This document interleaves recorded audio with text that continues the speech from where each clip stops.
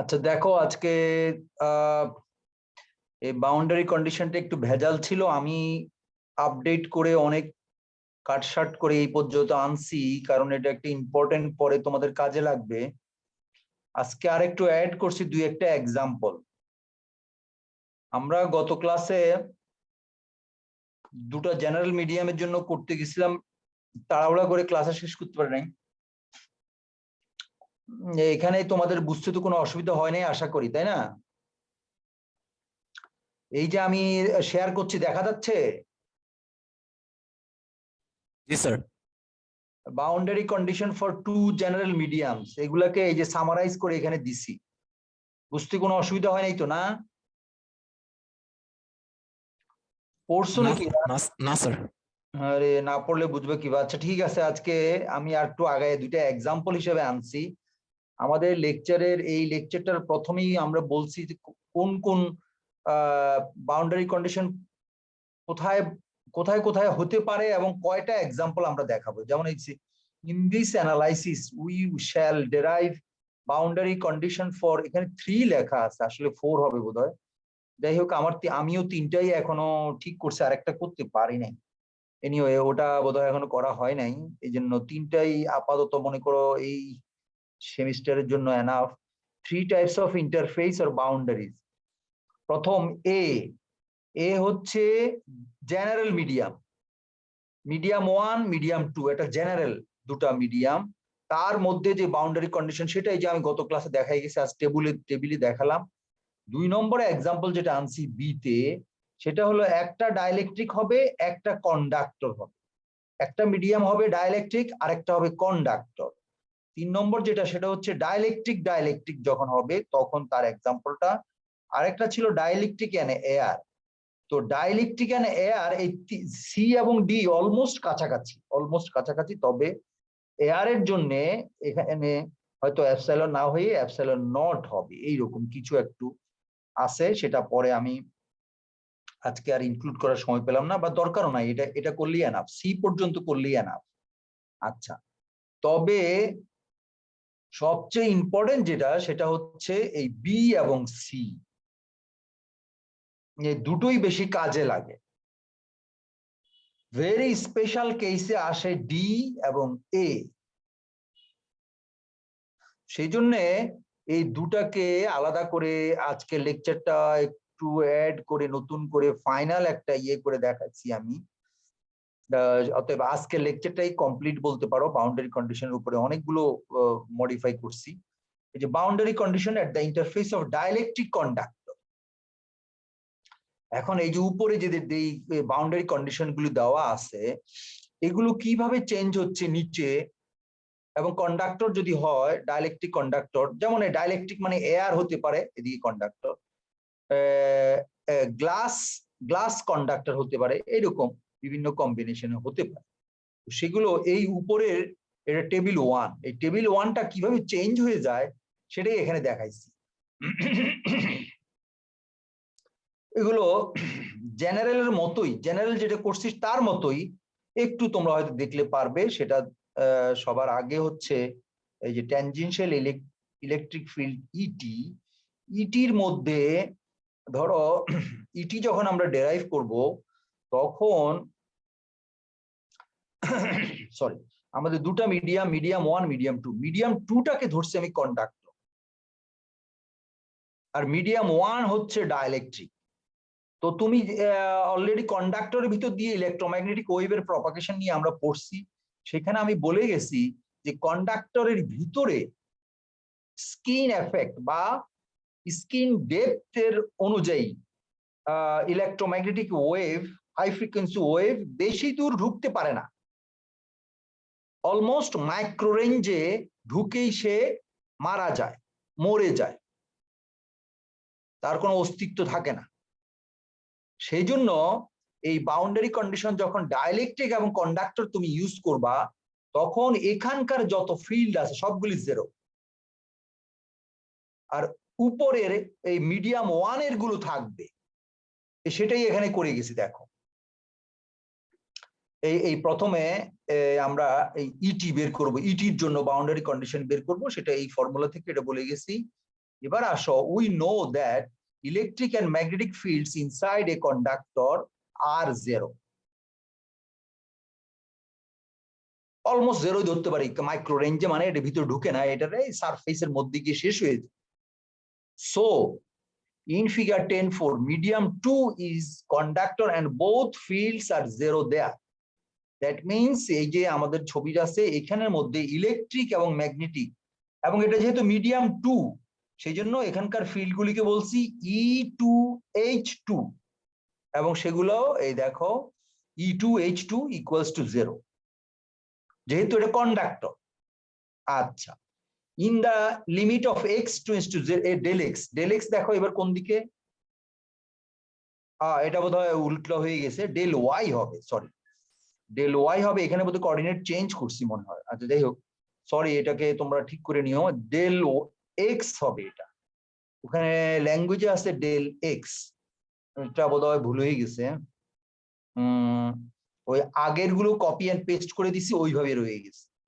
Anyway এটাকে del Y ধরো, আমি দরকার হলে আবার একটু চেঞ্জ করে দেবো না, del Y area enclosed by the contour small, তখন রাইট হ্যান্ড সাইড 0 হয়ে যায়, তার মানে এই ইকুয়েশনের রাইট হ্যান্ড সাইড 0। তাহলে আচ্ছা, আবার এই যে বাম দিকের ইন্টিগ্রালের মধ্যে 4টা ইন্টিগ্রাল হবে, এখানে লাইন ইন্টিগ্রাল 4টা হবে, 1 2 3 4, এই একটা, এই একটা, এই একটা, এই 4টার মধ্যে এখানে লেখা আছে যে 2 integrals in the left hand side of equation 39, এই 39 এর এখানের দুটা ইন্টিগ্রাল 0 হবে, কারণ যখন আমাদের ডেল এক্স, যখন ডেল ওয়াই হবে, সরি ডেল ওয়াইটা 0 হবে, তখন এটা দুটা ইন্টিগ্রাল 0 হবে। আবার অ্যানাদার 3 4, যেটা 3 4 হলো এটা, এই যে 3 4 হলো এটা কন্ডাক্টর ভিতরে, এটাও 0। দ্যাট মিনস আমি বলি এখানে ছবি থেকে এই ইন্টিগ্রালটা এই ডিএল এর জন্য, এই ডিএল এর জন্য 0, এই ডিএল এর জন্য 0, কারণ আমরা ডেল ওয়াই কে সিঙ্ক করব। আবার 3 4 0 বিকজ এটা হলো কন্ডাক্টরের ভিতরে, ফলে তিনটা ইন্টিগ্রালই শেষ, থাকে শুধু another integral of the limit 3 4 medium 2 medium 1। আচ্ছা 3 4 0, ঠিক আছে, এটা ঠিক আছে, তাহলে অনলি ইন্টিগ্রাল 1 2 এইটাই বেঁচে থাকছে, এটাই বেঁচে থাকবে, মানে এটাই থাকবে শুধু নন জিরো। ফলে আমরা এটাকে আমরা লিখতে পারি এই যে E1x, এটা এইগুলো লিখে গেল ডেল এক্স 0, এটা কি ঠিক মতো লিখলাম, ডেল এক্স, এটা ঠিক আছে, ইকুয়েশন ঠিক আছে। ঠিক আছে, তাহলে এই হলো left hand side, right hand সাইডে তো 0, ফলে আমরা লিখতে পারি ET1 ইকুয়াল টু 0, এই important equation, ET equal to 0। যখন তুমি কন্ডাক্টর এবং ডাইইলেকট্রিক ইয়ে করবা, তখন হলো ট্যানজেনশিয়াল কম্পোনেন্ট এটা 0 হয়ে যায় ইলেকট্রিক। ম্যাগনেটিকের জন্য কি হবে, ঠিক একই রকম ভাবে ম্যাগনেটিকের জন্য বের করছি, এটা ঠিক আগের মতো, এই যে হোমওয়ার্ক ফর স্টুডেন্ট দিয়ে রাখছি, এটা তোমরা করে দেখবা, এটা একই রকম আসে, H transverse equal to surface density JS, surface density JS, current density, surface current density JS। তো এটা আমরা গত ক্লাসে বলে গেছি, ওই রকম ভাবে একই রকম ভাবে প্রমাণ, শুধু একটাই থাকবে, HT1 থাকবে, বাকি তিনটা ইন্টিগ্রালই 0। এটা এখানে একই জিনিস, এই ইন্টিগ্রালটা এবং এইটা, এই তিনটাই 0 হয়ে যায়, থাকে শুধু একটা H এর জন্য। আর রাইট হ্যান্ড সাইডের মধ্যে এই অংশটা 0, আর এই অংশটার মধ্যে JS থাকে, সেটাই এখানে দিলাম। তাহলে মডিফাই হয়ে গেল আমার HT মডিফাই হলো, এখানে HT থাকে একটা, আগে ছিল HT minus HT2 equals to JS, এখন এখানে 2টা নাই, 2টা ভ্যানিশ হয়ে গেছে যেহেতু কন্ডাক্টর। আচ্ছা, এবার নরমাল কম্পোনেন্টে আসো, নরমাল কম্পোনেন্টে দেখা যাচ্ছে ওই আগের নিয়মেই যদি করো, তাহলে নরমাল কম্পোনেন্ট এই সমস্ত ছবি ব্যবহার করে দেখা যায়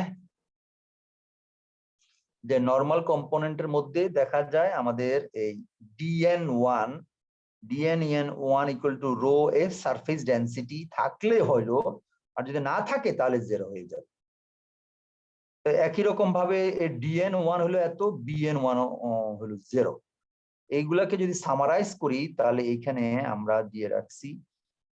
তাহলে নরমালি এই বাউন্ডারি কন্ডিশনটা, এই বাউন্ডারি কন্ডিশনটা এবং এই বাউন্ডারি কন্ডিশনটাই বেশি ব্যবহার করা হয়।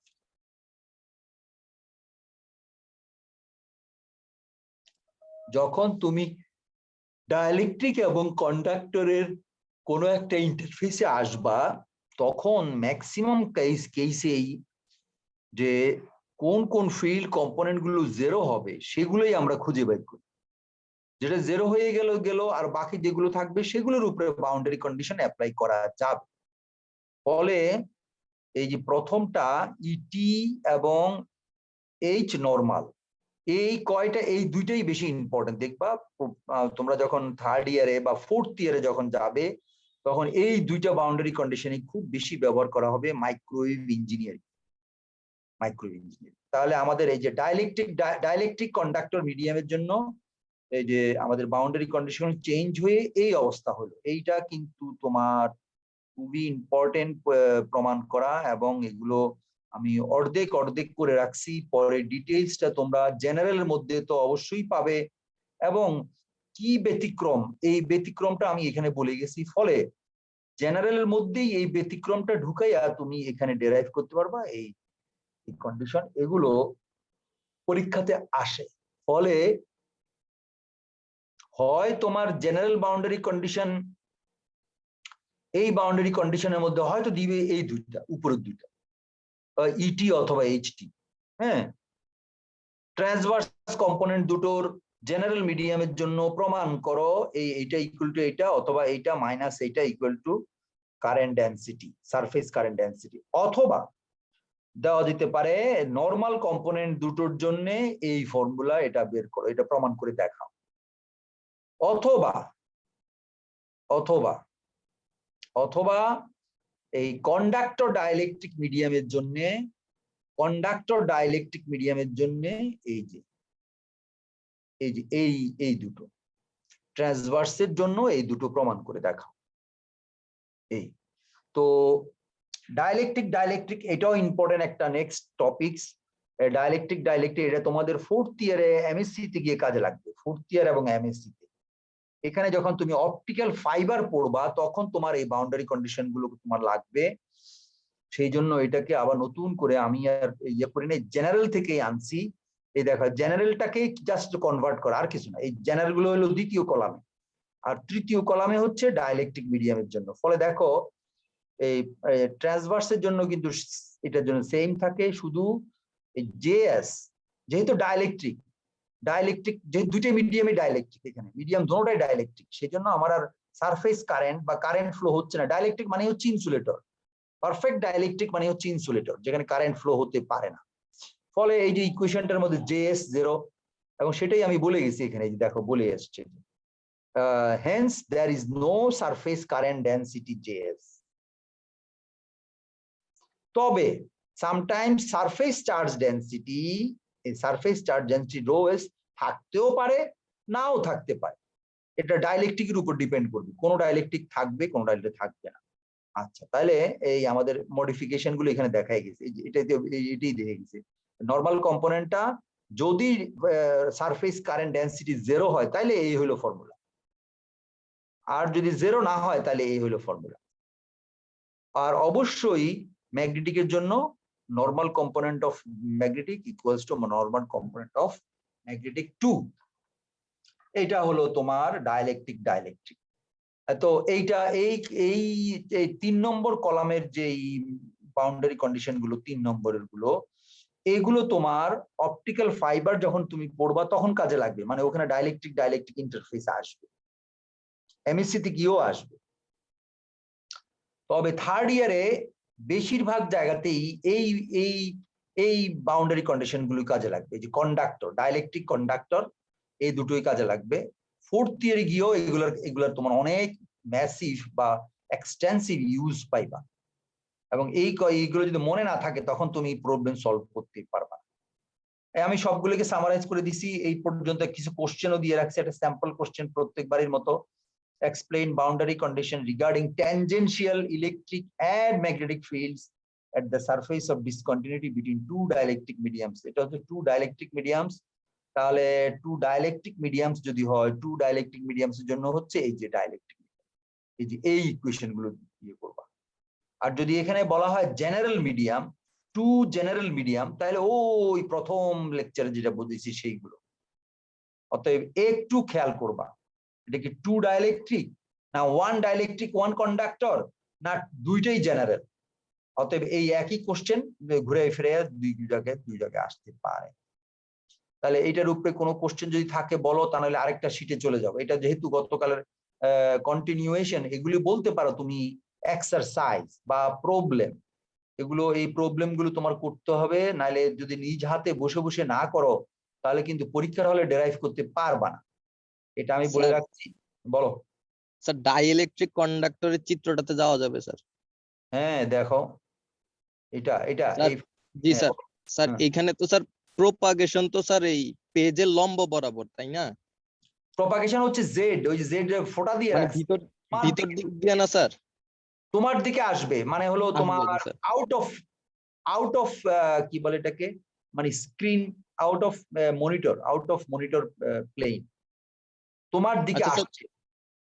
বলো। স্যার স্যার ওয়েভটা দুইটা মিডিয়ামের মাঝখানে যখন আসবে তখন ওই যে স্যার বললেন যে না দুইটা বলো। কন্ডাক্টরে স্যার ওই শুনো শুনো, তুমি তো কনফিউজ করছো আমি মনে হয়। এটা আসলে তুমি মনে করতেছো শুধু একটা পয়েন্ট দিয়ে আসতেছে ওয়েভ, তা না। এখানে প্রত্যেকটা পয়েন্ট দিয়ে ওয়েভ আসতেছে, আমি শুধু একটা দিয়ে অ্যাক্সিসটা বুঝাইছি।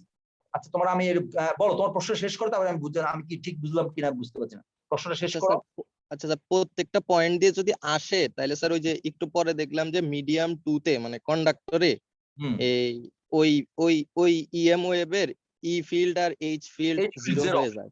হুম তাইলে তো স্যার শুধু ডাই ইলেকট্রিক দিয়েই কি আসবে না তাইলে? শুধু ডাইলেকট্রিক দিয়ে আসবেন না, সেটা হইলো এই তো দেখো, এই ভেরি গুড কোশ্চেন। এই দেখো ডাইলেকট্রিক, এই দেখো ডাইলেকট্রিক এবং কন্ডাক্টর যদি থাকে, তখন তুমি যদি ওই এইচ এর কথা চিন্তা করতেছো তুমি না, ভিতরে জি স্যার। ইলেকট্রিক অবশ্যই জিরো। এই যে দেখো ইলেকট্রিক অবশ্যই জিরো, কিন্তু ম্যাগনেটিক জিরো না, there must be a current flow. অতএব কারেন্ট ফ্লো যদি হয় তখন দেখবা ওর আশেপাশে একটা ম্যাগনেটিক ফিল্ড তৈরি হয়। এই হলো ব্যাপার। আচ্ছা স্যার ম্যাগনেটিক, তাইলে তো স্যার ইএম কি আর তৈরি হবে স্যার? শুধু ম্যাগনেটিক থাকে না? হ্যাঁ, ওই কন্ডাক্টর ভিতরে থাকবে না, কন্ডাক্টর ভিতরে থাকবে না, বাইরে থাকবে। ওই যে ডাইলেকট্রিক যে অংশটা, ওই অংশে থাকবে electromagnetic field. Very good, very good question. হ্যাঁ, এইভাবেই থাকে। এই যে এইখানে ফিল্ড গুলো তখন কনফাইন্ড হয়। Very good. স্যার এইটা আরেকটু যদি বুঝান স্যার, আমি কম ক্লিয়ার হইছি। এর ভিতরে কোনো ইলেকট্রিক বা ম্যাগনেটিক ফিল্ড থাকবে না, আমি বলছিলাম না যখন জি স্যার। পড়াইছিলাম। তো সেটাই এখানেও তো তুমি বুঝতে পারলা যে এর ভিতরে এই অংশটা তো থাকবে না। থাকলে যদি থাকে একেবারে এই কি বলে স্যার, এক্স ইকুয়াল টু আচ্ছা যে হ্যাঁ। প্লেনটা, এক্স যে প্লেনটা, x minus x two plus x, এই যে প্লেনটা আছে না, তার মানে জি এর স্যার। কোন প্লেন হলো x z plane. X z প্লেনের এই সারফেসটার মধ্যে একটা সারফেস কারেন্ট ফ্লো হবে। আচ্ছা, তাহলে ফিল্ড, ইলেকট্রোম্যাগনেটিক ফিল্ড কিভাবে থাকবে? এই যে স্পেসটা ডাইলেকট্রিক উপরের যে অংশটা, ওই অংশতে সেই ইলেকট্রোম্যাগনেটিক ফিল্ডটা এক্সিস্ট করবে। আচ্ছা আচ্ছা, এই জি স্যার। জন্যই তো আমি তোমাদের ওই যখন আমি তোমার এই স্কিন এফেক্ট পড়াইছিলাম, তখন আমি বলে গেছি যে ইলেকট্রোম্যাগনেটিক ওয়েভ গুলা একেবারে ইয়ার কি বলে কন্ডাক্টিং ওয়েভ গাইড অথবা কন্ডাক্টিং ডিভাইস বা তার, হ্যাঁ কোয়েক্সিয়াল কেবল অথবা কপারের তারের মাঝখান দিয়ে যায় না, এটা তার ওই বাউন্ডারির পাশ দিয়ে পার। যেমন এখন এটা চারদিকে যদি ঘেরাও হইতো এই কন্ডাক্টর দিয়ে, হ্যালো, জি স্যার, জি স্যার। মনে করো কোটেড হইতো। এদিক দিয়ে কন্ডাক্টর আছে, বাম দিক দিয়ে কন্ডাক্টর আছে, উপরেও কন্ডাক্টর আছে, বা আর এই ডান দিক দিয়েও কন্ডাক্টর আছে, মাঝখানে একটু হলো জায়গা আছে যেখানে বাতাস, বুঝতে পারছো? জি স্যার। তখন কিন্তু দেখবা এই যে বাউন্ডারি গুলো কন্ডাক্টিং বাউন্ডারি, তার ঠিক সারফেসের কাছ দিয়ে কারেন্ট ফ্লো হবে, এই সারফেস কারেন্ট দিয়ে ফ্লো হবে। এবং এই মাঝখানের হলো যে এয়ার এক্সিস্ট করে যেখানে, ওইখানেই ইলেকট্রোম্যাগনেটিক ওয়েভের অ্যাম্পলিটিউড বাড়ে কমে, ওই উঠানামা করবে ফিল্ড, একবার পজিটিভ একবার নেগেটিভ, একবার ওইখানেই অসিলেশনটা হবে। ও আচ্ছা স্যার। ওই কারেন্ট ফ্লো হচ্ছে কিন্তু সারফেসের পাশ দিয়ে, ফলে আমরা রাইট হ্যান্ড রুলে কি বলছি, কারেন্ট এদিকে যাবে, তার আমাদের ওই যে আঙ্গুলের যে কার্ল গুলো, আঙ্গুলের কার্লটা আমার ম্যাগনেটিক ফিল্ড ডিরেকশনটা ইন্ডিকেট করবে, তাই না? বলছিলাম না? জি স্যার। বোধহয় অন্য একটা লেকচার, অনেক আগে লেকচার, এটাতে আছে কিনা জানি না, হয় এটা আছে, তো এটাতেও আছে, এটাতেও আছে।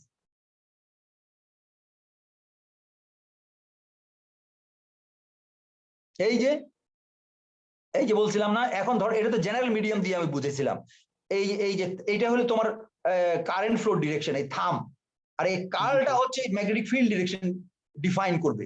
তো এখন তুমি ধরে দেখো, এখানের সঙ্গে মিলাই দেখো, এটা তো হলো এটা এটা এটা কিন্তু ডিরেকশন উল্টা, এটার ভিতরের দিকে যাচ্ছে, ভিতরের দিকে স্যার। ভিতরের দিকে যাচ্ছে, আর এইটা হচ্ছে তোমার সামনের দিকে। তাহলে এই ছবিটা এখানে যদি আয়নায় মিলাও, এই ছবিটাই কল্পনা করো যে এটা যদি এখানে তোমার সামনে থাকে,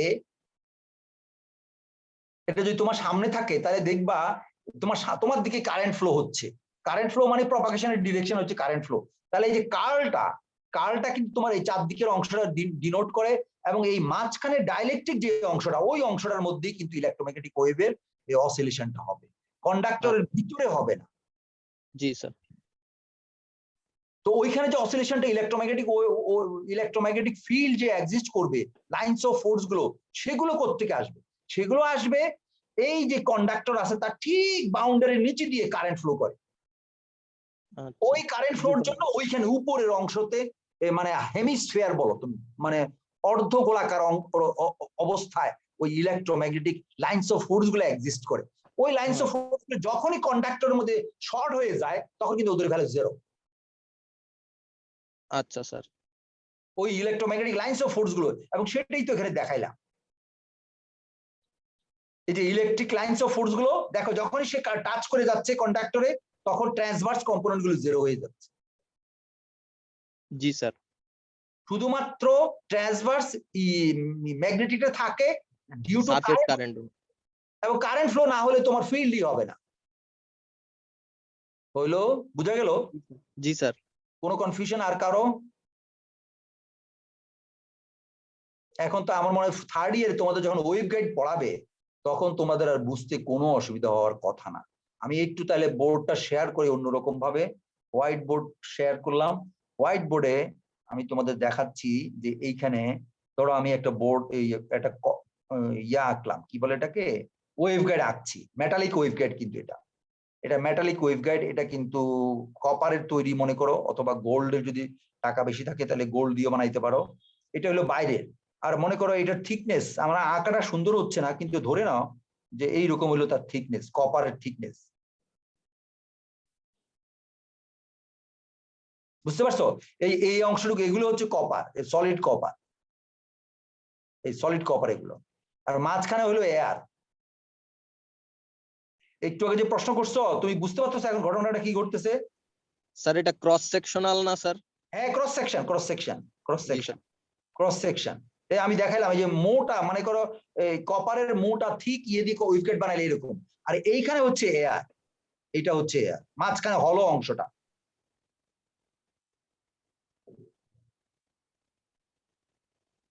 জি স্যার। বুঝছো? তাহলে এই কারেন্ট করবে কি এই পাশ দিয়ে, এই যে আমি এখন টাইনে যাচ্ছি, এই দিক দিয়ে কারেন্ট ফ্লো করবে, এই অংশ দিয়ে কারেন্ট ফ্লো করবে।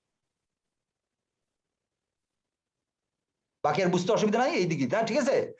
এবং এই ইলেকট্রোম্যাগনেটিক অসিলেশন এর ভিতরে হবে, এবং এটা এক মাথা থেকে আরেক মাথায় চলে যাবে। যখনই এই ফিল্ড গুলো এইখানে শর্ট হয়ে যাবে, তখনই ওদের ভ্যালু জিরো। জি স্যার। কারণ এখানে ইলেকট্রোম্যাগনেটিক ফিল্ড কে, যেমন মনে করে এই ফিল্ডটাকে, এই ফিল্ড মনে করে এইখান থেকে এইখান দিয়ে যাচ্ছে, এই একটা ভেক্টর মনে করো, লাইনস অফ ফোর্স, এইরকম একটা লাইন। এটাকে যদি রিজলভ করো, তাহলে দুটো অংশে রিজলভ করা যায়। সরি, আমার আঁকাটা সুন্দর হলো না। ভেক্টরটা এই একটা ভেক্টর, আর এই একটা ভেক্টর। তাহলে দেখো এই ভেক্টরটা হচ্ছে ট্রান্সভার্স প্যারালাল, তাই না? আর এটা হচ্ছে এই সারফেসের উপরে পারপেন্ডিকুলার, এটা পারপেন্ডিকুলার। তো যখনই এটা কাছে যাবে, তখন এই ট্রান্সভার্স কম্পোনেন্টটা কিন্তু এর প্যারালাল হয়ে যাচ্ছে, তখন ট্রান্সভার্সের ভ্যালু 0। এইভাবে লাইনস অফ ফোর্স গুলো এখানে যখনই টাচ করে তখন ওদের ভ্যালু 0, শুধু বাইরে এইখানে ভিতরেই থাকবে, ভিতরেই থাকবে, অ্যাজ ইফ তুমি ওখানে যেতেই পার, মানে আমার তোমার জন্য ইলেকট্রিক শক তৈরি করে রাখা আছে ওয়েভ গুলির জন্য। মনে করো ওই যে কাঁটা তারের বেড়া দিয়ে রাখছে না মেক্সিকো আর আমেরিকার মাঝখানে, আমেরিকা এবং মেক্সিকোর মধ্যে কাঁটা তারের বেড়া, ওখানে তো হাই ভোল্টেজ দেওয়া 10 কিলোভোল্ট, ধরলেই মানুষের শাট করে একটা শক করে ওঠে, ধরতে পারবে না। ঠিক একই রকম ভাবে এই অ্যাজ ইফ এই যে ওয়েভ গাইড বলি, এর মানে হলো ওয়েভ গুলো যখনই এখানে যাবে তখনই সে শর্ট হয়ে যাবে, তখন আর থাকবে না। তার মানে ওটাকে গাইড করে নিয়ে যাওয়া হচ্ছে একদিক থেকে আরেক দিক, বেড়া দিয়ে, রাইট, এই কন্ডাক্টরে দিয়ে বাউন্ড করে তাকে বেড়া দিয়ে, তারপরে গাইড করে বেড়া দিয়ে প্রোটেক্ট করে নিয়ে যাওয়া হচ্ছে। আচ্ছা, এমন এইটা এর লেংথ এবং উইডথ এমন ভাবে ডিজাইন করা হয় যেন ওয়েভটা ওই জায়গার মধ্যে এক্সিস্ট করতে পারে। মোড, ওই যে মোড বুঝেছিলাম, জি স্যার, স্টাইল, ওই স্টাইল হিসেবে কোন স্টাইলে যাবে সেই স্টাইলটা যেন ফর্ম করতে পারে, সেই রকম একটা স্পেস দিতে হয়। আদারওয়াইজ তোমার ফ্রিকোয়েন্সির সঙ্গে ওটা না হলে ওটা ওই রেজোনেন্স কন্ডিশন বলে ওগুলা, ওই রেজোনেন্স কন্ডিশন স্যাটিসফাই হবে না, কোনো মোডই থাকবে না, কোনো ওয়েভই থাকবে না। তো সেই জন্য কতটুকু পরিমাণ দৈর্ঘ্য প্রস্থ দিতে হবে সেটা আমাকে ঠিক করে হিসাব করে, এগুলো হিসাব আছে, এই থার্ড ইয়ারে গিয়ে এই হিসাবগুলো পড়বা। ওয়েভগাইড যখন পড়বা তখন এইদিকে কতটুকু দূরত্ব হইতে হবে, এইদিকে কতটুকু হইতে হবে, এগুলা কিন্তু ফ্রিকোয়েন্সির সঙ্গে রিলেটেড। বুঝা গেল? জি স্যার। আচ্ছা, ভেরি গুড, তাহলে তোমরা কিছু বুঝতেছো মনে হয়, তার মানে মাথাটা খেলতেছে। ঠিক আছে, তাহলে এটা আমি বললাম এইটা কিন্তু খুবই ইম্পর্টেন্ট এবং এটা practical as well as theoretical দুই জায়গাতেই এটা কাজে লাগে। ডাইলেকট্রিক কন্ডাক্টর, অতএব বললেই যেহেতু আমি দুইবার রিপিট করছি, হয়তো দেখবা তোমার ইন কোর্সের মধ্যে এটা আইসেই গেছে। আচ্ছা, আমি এবার এই লেকচারটা বাদ দিয়ে চলে গেলাম আরেকটা লেকচার। এবার আসো, ওটাতে বুঝাইলাম কি বুঝাইলাম ওটাতে, ওটা হচ্ছে অ্যাকচুয়ালি আমি যেটা বুঝলাম বাউন্ডারি কন্ডিশন, মানে ফিল্ড গুলো যখন তোমার বাউন্ডারিতে এসে লেগে যায় বা বাউন্ডারিতে এসে ইন্টারসেপ্ট করে তখন ওদের ভ্যালু কত, কোনটার ভ্যালু কত, কোন ভ্যালু থেকে তুমি এখন এইগুলি আবার লেকচার আবারও যাচ্ছি। এই যে ভ্যালুগুলো, এগুলো এমন ভাবে করা হয়েছে যে তুমি স্টার্টিং পয়েন্টে কোনটার ভ্যালু কোনটা ধরবা, এখানেও কিন্তু কিছুটা এই আঁচটা দেওয়া থাকে, এই জন্য কিন্তু এগুলো অনেক সময় ইম্পর্টেন্ট। তার মানে যখন এই যে ইটি ইকুয়াল টু 0, এটা কোথায়, এটা ইটি ইকুয়াল টু 0 হলো কোথায়, এই যে বলে গেছি, ধরো একটা ছবি যদি এরকম হয় ইটি ইকুয়াল টু 0, এটা কোথায়, এটা হলো এইদিকে ওয়াই, মানে ওয়াই যখন কমতে কমতে কমতে ওয়াই ইকুয়াল টু 0 তে গিয়ে এই ভ্যালু হবে। ফলে তোমার যদি কোনো একটা ইকুয়েশন, জেনারেল ফর্ম ইকুয়েশন বের হয় সলিউশন, সেখানে ওয়াই কে 0 করে দাও, 0 করে দিয়ে ওই ভ্যালুর, ওই ইলেকট্রোম্যাগনেটিক ফিল্ড কম্পোনেন্ট ইএক্স হোক, ইউআই হোক, ইজেড হোক, ওর ভ্যালু 0 ধরে নিতে পারো। কোথা থেকে পাইলা? বাউন্ডারি কন্ডিশন থেকে। তোমার যদি জিজ্ঞেস করা হয় তুমি এই ভ্যালু কোথা থেকে পাইলা, বলে বাউন্ডারি কন্ডিশন থেকে পেলাম, ওয়াই যখন 0 করবো তখন ওর ভ্যালু 0 হয়ে যাবে। ফলে এটাকে একদিকে 0 বসাইয়া বাকি ডান দিকের আরো কোনো প্যারামিটার তুমি বের করতে পারো। এই হলো কায়দা। একইভাবে বিও তাই। বুঝা গেল? এগুলো আমাদের অনেক কাজে লাগে। তাহলে এই লেকচারের উপকারিতা বুঝতে পারলা তো না? জি স্যার। এবার পয়েন্টিং ভ্যাক্টর মানে হচ্ছে পাওয়ার ফ্লো। ইনফ্যাক্ট এটা হচ্ছে পাওয়ার, কত পাওয়ার নিয়ে যাচ্ছে, এই যে তোমার বুঝাইলাম এখানে ওয়েভ গাইড, অথচ আমি ওয়েভ গাইডটা কি মুছে ফেললাম কিনা জানি না, ওটা কি আছে কিনা হোয়াইট বোর্ডে, নাকি ওটা এখন আর নাই বলতে পারছি না, নাকি শেষ, ওটা তো শেষ বোধ না, ও আছে, এখনো আছে। এই যে ওয়েভ গাইডটা বুঝাইছিলাম না, এই ওয়েভ গাইডের ভিতর দিয়ে কত পাওয়ার সে ক্যারি করে নিয়ে যাচ্ছে, এই হলো স্পেস দিয়ে কত পাওয়ার যাচ্ছে, এইটা ক্যালকুলেট করবো এখন। শুধু এইখানে না, যদি এটা নাও থাকে, এটা যদি নাও থাকে, ফ্রি স্পেস যদি হয়, মনে করো ফ্রি স্পেস, তাও সেখানে কত পাওয়ার ক্যারি করে যাচ্ছে একটা ইলেকট্রোম্যাগনেটিক ওয়েভ, সেটা বের করা যাবে।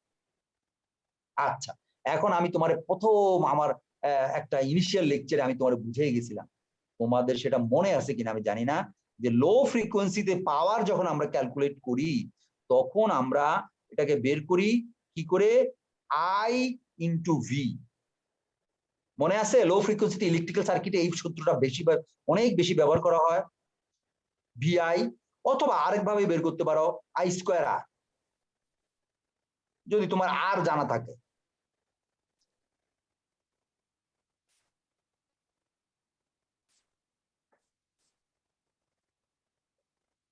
আমি কি ভুল বলতেছি?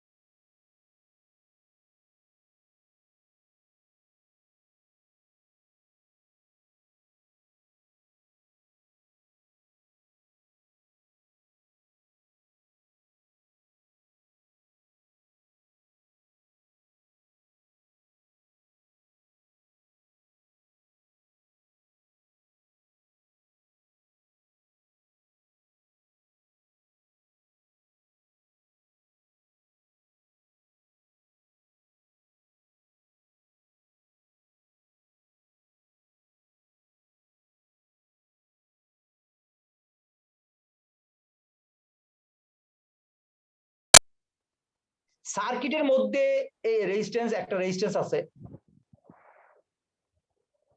এর দুই প্রান্তে ভোল্ট মিটার ধরছো, একটা ভোল্ট মিটার ভোল্ট পাইলা।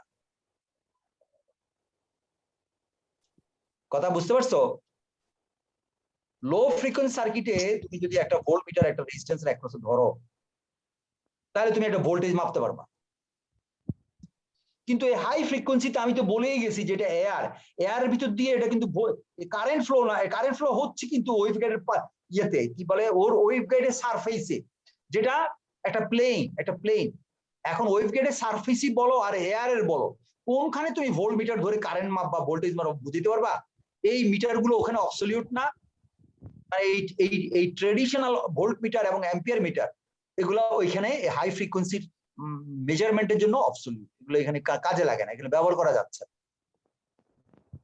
যদি তুমি কারেন্ট বের করতে যাও, তাহলে আমি তোমার বলে গেছি এখানে যে এই যে ওয়েভ গাইডের যে এই প্লেনটা, কপার প্লেনটা, এই যে ওয়েভ গাইড যে কপার যেটা প্লেন, যেটা সারফেস, ওখানে তুমি রেজিস্ট্যান্স যদি ভোল্ট মিটার যদি ধরো, তুমি কি কোনো ভোল্ট পাইবা? কারণ ওটা সময় একটা কন্ডাক্টর তো সবটাই। বুঝতেছো আমার কথাটা? রেসপন্স করো। স্যার ভোল্টেজটা কি ডিস্ট্রিবিউটেড অবস্থায় থাকে এয়ারে?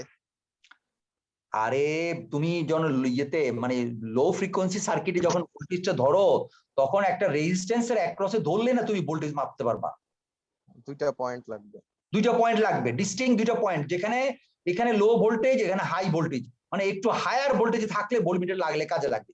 কিন্তু এইখানে যেহেতু একটা প্লেন, একটা সারফেস এবং পুরোটাই কন্ডাক্টর বলছি আমি, তাহলে ওইটুকুর মধ্যে তুমি এই যদি পয়েন্ট পয়েন্ট মানে মনে করো হাফ মিটারের মধ্যে একটা ভোল্ট মিটার ধরলা, কোন ভোল্টেজ পাইবা না স্যার। এটুকুর মধ্যে দেখাবে রেজিস্ট্যান্স, দেখাবে রেজিস্ট্যান্স শর্ট দেখাবে ওখানে। এয়ারের মধ্যে মাপতে পারবা যদি কপার বাদ দিলাম, মানে ওয়েভ গাইড বাদ দিলাম, এই যে মাঝখানে যে এয়ার আছে এখানে মধ্যে দুইটা ভোল্ট মিটার দুইটা মাথা ধরে রাখলাম, ভোল্ট পাইবা? না স্যার।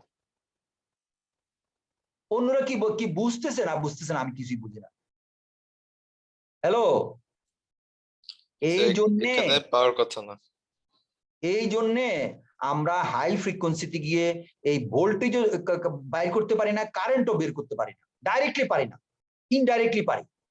ফলে পাওয়ার মেজার করার কোনো উপায় বের করা যাচ্ছিল না, আনটিল ওই পয়েন্টিং এই ভদ্রলোক যখন বলল যে ওরে তোমরা আসলে এই পদ্ধতি ইউজ করো, তখন তোমরা পাওয়ার বের করতে পারবা। কারণ এই এয়ারের ভিতর দিয়ে যে ইলেকট্রোম্যাগনেটিক ওয়েভ যাচ্ছে, এটা ওয়েভ, কিন্তু বুঝছো? এয়ারের ভিতর দিয়ে যে জিনিসটা যাচ্ছে সেটা কিন্তু ওয়েভ।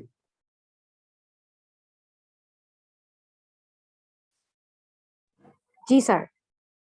ফলে ওয়েভের electric current voltage directly measure করা যায় না, সেখানে বরং উল্টা পাওয়ার বের করা সহজ।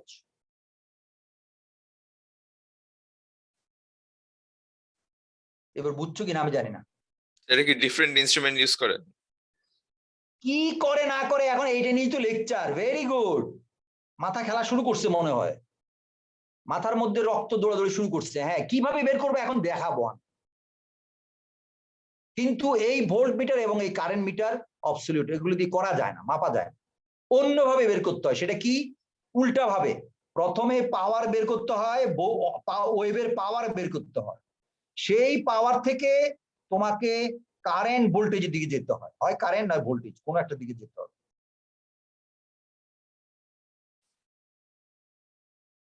অথচ আগে ছিল যে কারেন্ট এবং ভোল্টেজ জেনে তারপরে পাওয়ার, মানে এই দুটা জেনে তারপরে পাওয়ার বের করা। আর এখন হলো পাওয়ার বের করে কারেন্ট ভোল্টেজ বের করা। কারণ এই পাওয়ারটা নর্মাল কারেন্ট ফ্লোর পাওয়ার না, এটা ওয়েভের পাওয়ার বের করা হচ্ছে। হলো? এইটুকু বুঝতে পারছো? জি স্যার। এবার আমরা যাই লেকচারে যাই, দেখো কিভাবে পাওয়ারটা বের করে। এবং যে ভদ্রলোক এটা প্রথম বের করছিল তাকে, তার নামেই এই সূত্রটা দেওয়া হয়েছে। এবং সেই ভদ্রলোকের নাম পয়েন্টিং। পয়েন্টিং এটা কিন্তু POINT, পয়েন্ট, একটা ফোঁটা এরকম না, এটার নামটাই এরকম ভদ্রলোকের। এই যে দেখো ওয়াই আছে একটা, এটা কিন্তু আই না, কিন্তু পয়েন্টিং নামের এটা নাম কিন্তু একটা। তোমরা এটা ওই পয়েন্ট লেখার সময় POINT এভাবে না, POYNT পয়েন্টিং। বুঝা গেল? এখন এই থিওরেম বুঝাবো। থিওরেম দুই রকম ভাবে আমাদের বুঝানো যেতে পারে। সেটা হলো, যদি আমরা এই যে আমাদের ম্যাক্সওয়েল ইকুয়েশনের ইলেকট্রিক এন্ড ম্যাগনেটিক ফিল্ড গুলো যদি আমি ইনস্ট্যান্টেনিয়াস ধরি, তাহলে ইনস্ট্যান্টেনিয়াস পাওয়ার পয়েন্টিং ভেক্টর বের হবে।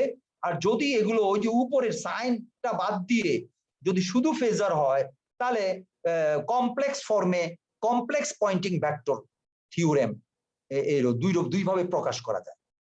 এই পয়েন্টিং থিওরেম দুই রকম, একটা হলো ইনস্ট্যান্টেনিয়াস ফর্মে ইনস্ট্যান্টেনিয়াস ফিল্ডের জন্য, আর একটা হলো ফেজর ফিল্ডের জন্য, ফেজর ফিল্ডের জন্য।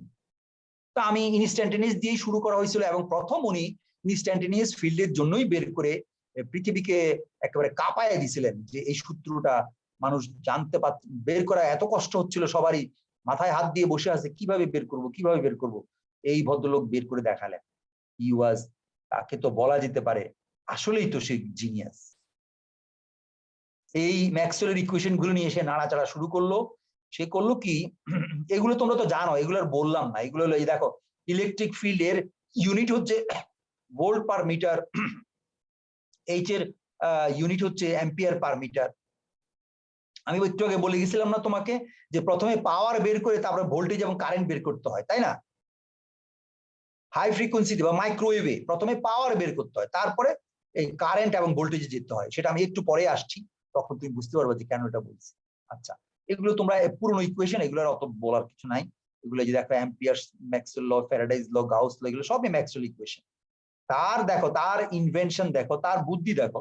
সে করলো কি, take dot product of H on both sides of equation 9(1). মানে ফ্যারাডেজ ইকুয়েশনের এই ইকুয়েশনটার দুই দিকে উনি ডট প্রোডাক্ট নিল। ডট প্রোডাক্ট অফ এইচ কিন্তু ম্যাগনেটিকের, এই যে এই ইকুয়েশনটার 9(1) এর দুই দিকে এইচ এর ডট প্রোডাক্ট নিল। এই দেখো H dot something, H dot something. বুঝা গেল? এটাকে ভেক্টর দিয়ে, ভেক্টর আইডেন্টিটি দিয়ে ভাঙাইলে এরকম ভাবে লেখা যায়, 9 লেখা যায়। হলো? কোনো অসুবিধা নাই? আবার উনি করলেন কি, আরেকটা কার্ল ইকুয়েশন, যে সেকেন্ড কার্ল ইকুয়েশন আছে 9.2, সেটাকেও ডট প্রোডাক্ট নিলেন, ইলেকট্রিকের ডট প্রোডাক্ট। ইলেকট্রিকের ডট প্রোডাক্ট নিলেন বোথ সাইড, এই যে E dot something, E dot something. এবার তুমি খেয়াল করো যে এই যে উপরে যিনি এইচ এর ডট প্রোডাক্ট যখন করলেন তখন উনি দেখলেন এটাকে যদি ভেক্টর ফর্মুলা দিয়ে ভাঙানো হয় তখন দুইটা টার্ম বের হয়। এই একটা টার্ম লেফট হ্যান্ড সাইডে দুটো টার্ম বের হয়, একটা হচ্ছে ডেল ক্রস এইচ আর একটা হচ্ছে ই ক্রস এইচ। এবং প্রথম টার্মটা দ্বিতীয়বার যখন উনি ডট প্রোডাক্ট নিলেন তার সঙ্গে মিলে যাচ্ছে, খেয়াল করে দেখো, এই দেখো 9.10 এর এইটার প্রথম টার্ম আর এইটার প্রথম টার্ম কিন্তু সেম, খেয়াল করে দেখো। বুঝছো কিনা আমার কথা? রেসপন্স করো। জি স্যার স্যার বুঝছি। একটা আরেকটা সাবস্টিটিউট করে দিন। এইবার উনি সাবস্টিটিউট করলেন একটার থেকে আরেকটা, এই তো মাথা খেলতেছে, বুঝতেছো এবার? এটা একটা থেকে আরেকটা সাবস্টিটিউট করে দিচ্ছে, আর কিছু নাই।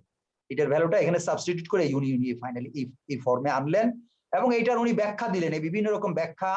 এখানে এটাকে ফাইনালি এইভাবে লেখা যায়, এইভাবে। এই ফাইনাল ফর্মটা হলো এইটা, মনে করে এইটা।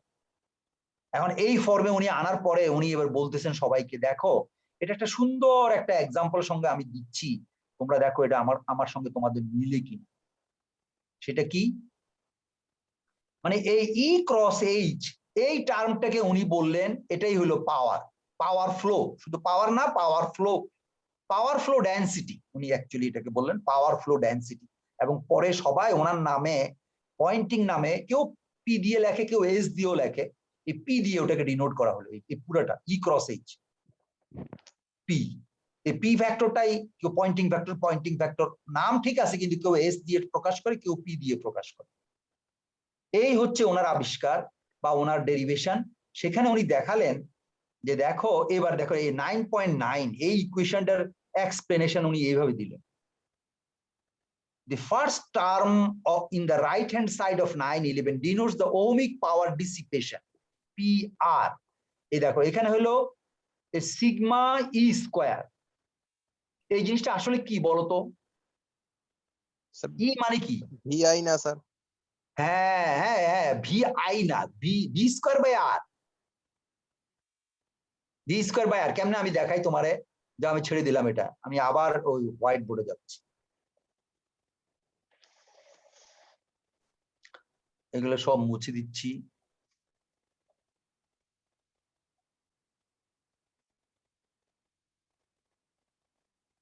আর ভি স্কয়ার আর রাখলে পারতাম, ওটা তো ফাইনালি লাগবে আমার। ঠিক আছে, নতুন করে আবার দিচ্ছি। হ্যাঁ, তো ধরো আমার ই ওখানে আছে কি, সিগমা ই ছিল তাই না? সিগমা ই স্কয়ার ছিল, প্রথম টার্মটা হলো সিগমা ই স্কয়ার।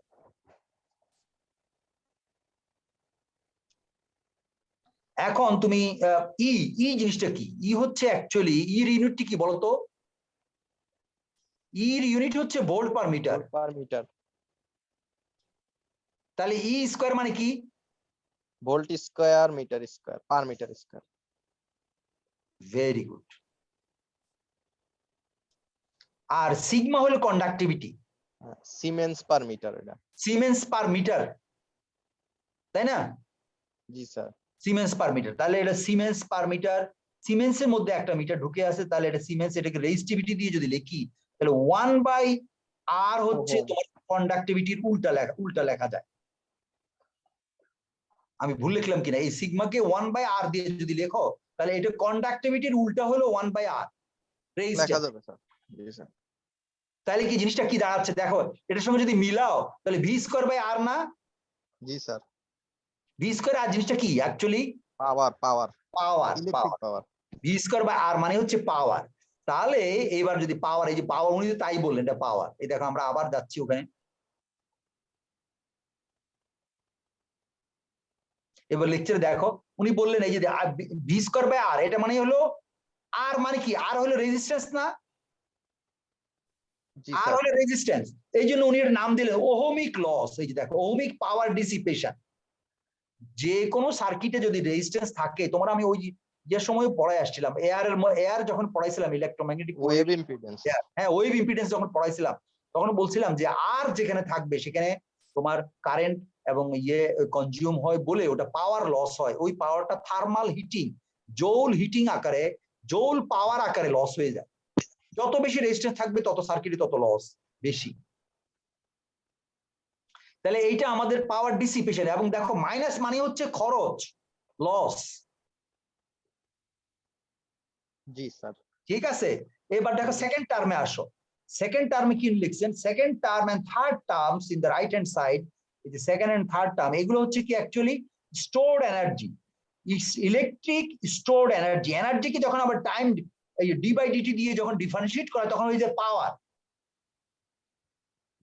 বুঝছো? তাহলে কি হচ্ছে, উনি বলতেছেন এটা the time rate of change of বা decrease of stored energy, electric and magnetic field.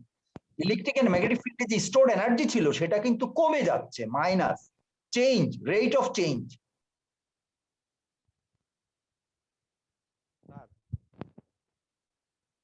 Rate of change, খরচ। আচ্ছা, এখন আমি তোমার আবার ওখানে একটা নতুন একটা এক্সাম্পলে যাচ্ছি, সেটা হোয়াইট বোর্ডে যাচ্ছি। হোয়াইট বোর্ডটার মধ্যে আবার আমার যেতে হবে, এটাকে যদি মুছে ফেলি, এটা তো থাকলেও চলে, না থাকে। আচ্ছা, আপাতত এটা কি করবো বুঝতেছি না, ছোট্ট করে আচ্ছা মুছে ফেলি, মুছে অন্যদিকে যাই, তারপরে এটা এর মধ্যে দরকার হলে আবার আসবো না। কিন্তু এখানে একটা ছোট্ট একটা এক্সাম্পল তোমার দিতে হচ্ছে, সেটা হলো ধরো আমি আমাদের একটা পানির ট্যাঙ্কি আছে, পানির ট্যাঙ্ক, এখান দিয়ে পানি ঢুকানো হয়, এখানে পানি ঢুকানো হয়, আর এইখান দিয়ে আমি ওর থেকে মানে পানি বের করবো আর কি। এখানে একটা পাইপ দিয়ে পানি বের করবো, এটা একটা মনে করো বালতির মধ্যে এই পানিটা পড়তেছে,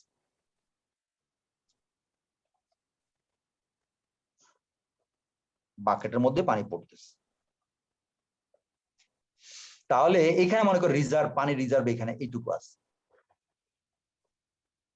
এই হলো এতটুকু আছে ভরা। এবার পানি যখন পড়ছে, তাহলে এই যে পানি এখানে যেটা জমতেছে,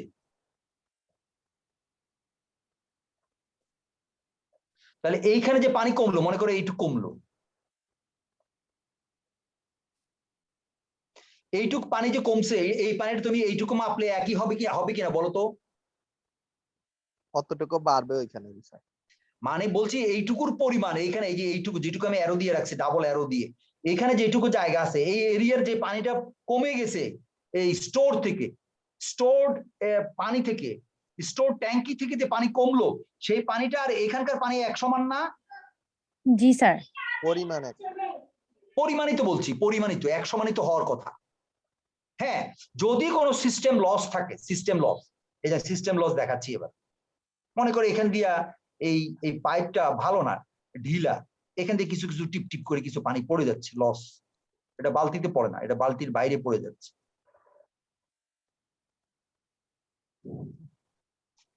এটা যদি কোনোভাবে কালেক্ট করো, এটা হলো সিস্টেম লস, এখান দিয়ে কিছু টপ টপ করে কিছু আনওয়ান্টেড পানি পড়ে যাচ্ছে। তাহলে এইবার তুমি যদি সত্যি সত্যি অ্যাকুরেটলি যদি করো, তাহলে এইটুকুর এখানে যেটুকু পানি কমলো, এই পানিটা কোথায় কোথায় হিসাব করলে তুমি পাবে, এই যে এখানে কিছু সিস্টেম লস, লিকেজ ওয়াটার, আর এখানে যে জমা হচ্ছে এই ওয়াটার, যোগফলের সমান। জি স্যার। এইটাই উনি দেখালেন, এটাই দেখো ভালো, ওই ভালো করে খেয়াল করে দেখো, এইটাই হচ্ছে আসল কাহিনী ওই সূত্রটার মধ্যে।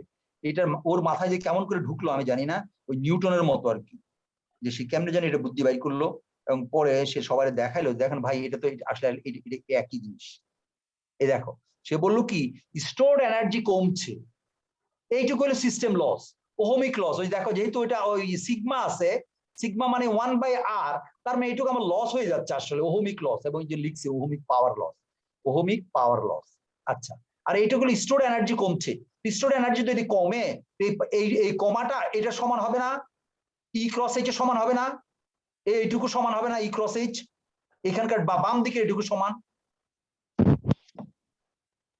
স্যার আইডিয়াল হইলে হবে স্যার। আরে হইলো আইডিয়াল, তো আইডিয়াল মানে থিওরিটিক্যাল কোনো ভুল নাই, তুমি কি আইডিয়াল বলতেছো কেন? আইডিয়াল তো একেবারে আইডিয়াল, তো এটা তো আইডিয়াল, এক ফোঁটাও এখানে কম বেশি করে নাই সে, একেবারে মাইক্রো লেভেলে পর্যন্ত সে এটাকে হিসাব করে দেখাইছে যে এখানে ভুল নাই, থিওরিটিক্যালি ভুল নাই।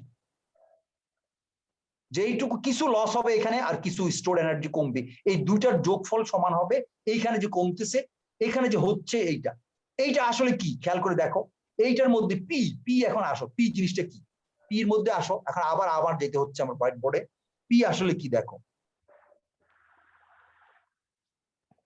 এগুলো মুছে ফেলি, আচ্ছা এখানে লেখা যাচ্ছে পি হলো তোমার, ওখানে লিখছি পি ইকুয়ালস টু হচ্ছে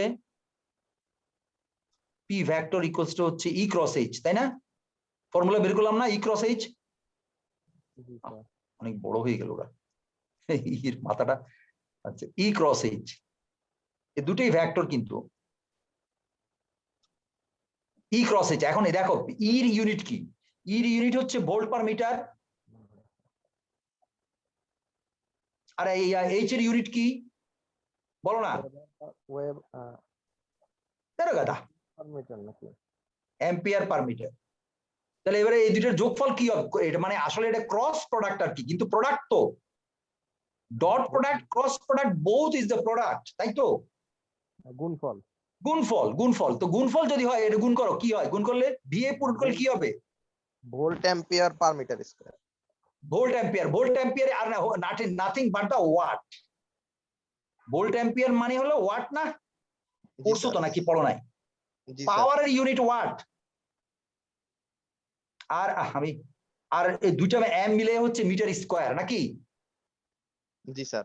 তাহলে পি কি দাঁড়াচ্ছে, পি হচ্ছে আসলে সারফেস পাওয়ার ডেনসিটি, সারফেস পাওয়ার ডেনসিটি। বুঝতে পারছো কিনা দেখো, এইটাই উনি প্রথমে বের করে সবারে দেখালেন, আসলে এটা তো পাওয়ার ফ্লো, এটাই হচ্ছে পাওয়ার ফ্লো। তোমার এইখানে এই পয়েন্টিং ফ্যাক্টর পিটাকে যদি তুমি ক্যালকুলেট করতে পারো, তাহলে তুমি ডাইভারজেন্স মানে হলো ছড়ায়া যাওয়া, এই যে ডেল ডট সামথিং মানে হলো ডাইভারজেন্স নাকি? জি স্যার। ভেক্টরে কি বলে, ডেল ডট সামথিং মানে হচ্ছে ডাইভারজেন্স, মানে ছড়ায়া যাওয়া। তিনটা এই যে অক্ষে ছড়ানো, ছড়ায় যায়। হ্যাঁ তিনটা হ্যাঁ, অক্ষে ছড়ায় যায়। ওটাকে উনি বললেন, এটা যদি তুমি পাওয়ার ফ্লো ডিরেকশনে হয়, তুমি অ্যান্টেনার মধ্য দিয়ে যদি ছড়ায় দাও, এটা সব দিকে ছড়াবে। এই যে ফ্লো হচ্ছে পাওয়ার, কত পাওয়ার ফ্লো হচ্ছে তুমি কেমনে বাইর করবা? বাইর করার নিয়ম হলো যে, আমি এবার আবার আমি ওখানে চলে যাচ্ছি, সরি বারবার একই জিনিস, কারণ এই যে এটা মুশকিল হলো অনলাইনে, আর এটাই হলো অসুবিধা। যদি আমি একবারে করতে পারতাম তাহলে আমার সুবিধা হতো। সেটা হলো এখন আমি এটা ক্যালকুলেট করবো, দেখাবো তোমার কিভাবে পাওয়ার বের করে। উনি ওনার থিওরি অনুযায়ী পাওয়ার বের করার উপায়টা কি উনি বুদ্ধি দিলেন, যে দেখো তোমরা যদি পাওয়ার বের করতে চাও তাহলে এত কষ্ট করা দরকার নাই, মিটার টিটার যায় কোনো কিছু দরকার নাই, তবে হ্যাঁ একটা মিটার লাগবে, সেটাও কিন্তু এইরকম একটা মিটার, সেটা তোমরা চিন্তা করো কেমনে বানাইবা। তবে তোমরা যদি বানাইতে হয়, তাহলে তোমরা যদি ক্যালকুলেট করতে, তাহলে করবা কি, মনে করো এইখানে অ্যান্টেনাটা আছে, এই যে মাথার মধ্যে অ্যান্টেনা মনে করো, তাহলে এইখানে অ্যান্টেনার থেকে তুমি দূরে কোনো এক জায়গায়, মনে করো এইখানে তোমার রিসিভার বসে আছে, এখানে রিসিভার আছে, তো তুমি এই রিসিভারের এই দূরত্ব থেকে এই রিসিভারের এখানে একটা বড় একটা স্ফেয়ার কল্পনা করো, একটা স্ফেয়ার।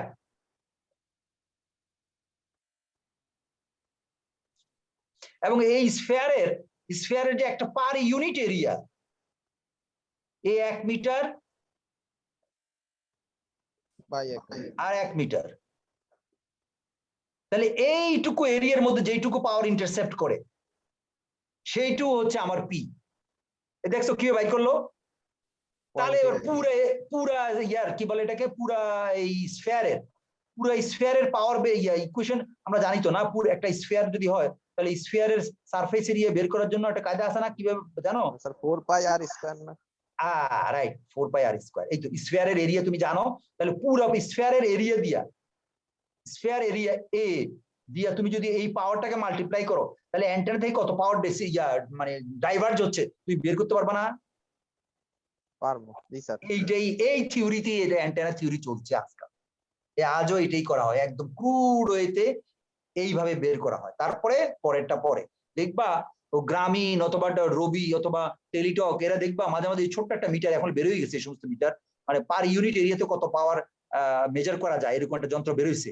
ওটা দেখবা আমাদের ওই যে কার্যালয়ের আশেপাশে অথবা দেখবো কোথাও টাওয়ারের আশেপাশে এগুলো ঘুরে ঘুরে ঘুরে ওরা পাওয়ার বের করে। তো পাওয়ার বের করে জিপিএস দিয়ে ওরা ওই তার অ্যান্টেনাটা কত দূরে আছে, কত কিলোমিটার দূরে আছে, ওগুলো কিন্তু তার মিটার মধ্যে ওগুলো জিপিএস এ ওগুলো উঠে যায়, যে ওরা ওগুলো প্রোগ্রামিং করতে পারে, যে আমার নিয়ারেস্ট বিএসটা 3 কিলোমিটার দূরে। তো 3 কিলোমিটার দূরে হলে পাওয়ার কত, ওখানে ওই ফর্মুলা দেওয়া থাকে, ওইখানে শুধু সে টিপলেই পাওয়ারটা ক্যালকুলেট হয়ে যায়। এই যে এইরকম ভাবে, কারণ স্ফিয়ারের এরিয়াটা ক্যালকুলেট হয়ে যায়। 3 কিলোমিটার হলে একরকম, 2 কিলোমিটার হলে সারফেস এরিয়া কমে যাবে না, 1 মিটার হলে সারফেস এরিয়া আরো কমবে না। যত স্ফিয়ার কমবে তত পাওয়ারের ডেনসিটি বেড়ে যায়। জি স্যার। যত স্ফিয়ার বড় হবে তত পাওয়ারের ডেনসিটি কমে যাবে, ডাইলিউট হয়ে যাবে। এইভাবে ওরা, এই যে আমাদের ঢাকাতে ওরা যে সেল ঠিক করে, মোবাইলের সেল, এই সেলগুলো ঠিক করে যে 1 নম্বর সেল, 2 নম্বর সেল, 3 নম্বর সেল, 4 নম্বর সেল, এই সেলের পাওয়ার যেন ওই সেলে গিয়ে ডিস্টার্ব না করে, ইন্টারফেয়ার না করে, এইগুলো মেপে মেপে ওরা এই যে সেল ইয়ে করে, কি বলে এটাকে, ডিমার্কেশন, বর্ডার ডিমার্কেশন করে, যে এই সেলের বর্ডার হচ্ছে এই এই এই এরিয়া নিয়ে এই সেল। এইভাবে তারা পরবর্তী সেল ইয়ে করে যেন একটার ইন্টারফারেন্স আরেকটার অসুবিধা না হয়। এইভাবেই এই যে সেলুলার টেলিফোন সিস্টেম, এই দেখো কিভাবে বাইট করে পাওয়া। তাহলে ইনফ্যাক্ট এই যে ওয়েভের ই এবং এইচ ক্যালকুলেট করা, এটা এইটুকু যদি আমি জানি, একটা ওয়েভের যদি ই এবং এইচ জানি, তাইলেই তো বের করতে পারবো আমি পাওয়ার, নাকি? বুঝা গেল? এই হলো এই এই এই এই জন্যই এই ফর্মুলাটা দিয়ে তোমাদেরকে বোঝানো হলো। এই ফর্মুলাটা এই জন্য খুবই ইম্পর্টেন্ট, যে যার জন্য এই পয়েন্টিং ভেক্টর এটা পড়তে হয়। আচ্ছা, এর মধ্যে তুমি একটু আমাদের তোমাদের রাফাত না, সিয়ার, রাফাত, সাদমিন এরা আসো? জি স্যার। আচ্ছা, তোমরা ওই গ্রুপ বির ল্যাব করবা তো নাকি? আমি ওই আমাদের সুমনকে বলে রাখছিলাম আমি তোমার ফোন দেবো, তুমি ফোন দিলে আইসো। কারণ তোমরা যদি বলো তাহলে আমি ওকে ফোন দেবো, বলছি তুমি 12টা 12:30 1টার দিকে আইসো, বাকিটা আমরা গিয়ে তোমার সঙ্গে জয়েন করবো। এখন তোমরা কই, গ্রুপ বির লোকজন আছে তো এখানে নাকি? স্যার আমরা তো ক্লাস করে একটু পর বের হবো আর কি পাশ থেকে। হ্যাঁ, মানে তোমরা বি না? জি স্যার, যারা বি। হ্যাঁ, জি বি। স্যার, তোমরা আমরা এখন free। আমাকে বলো, আমি কি ফোন দেবো ওকে আসতে? জি স্যার, ওই যে আমরা আসার মানে আসবো আর কি, বি গ্রুপে মানে যারা আছে। সাদমিন কি বলে, কি তোমরা ল্যাব করবা তো নাকি? বলবো ওকে আসতে? জি স্যার, বলেন।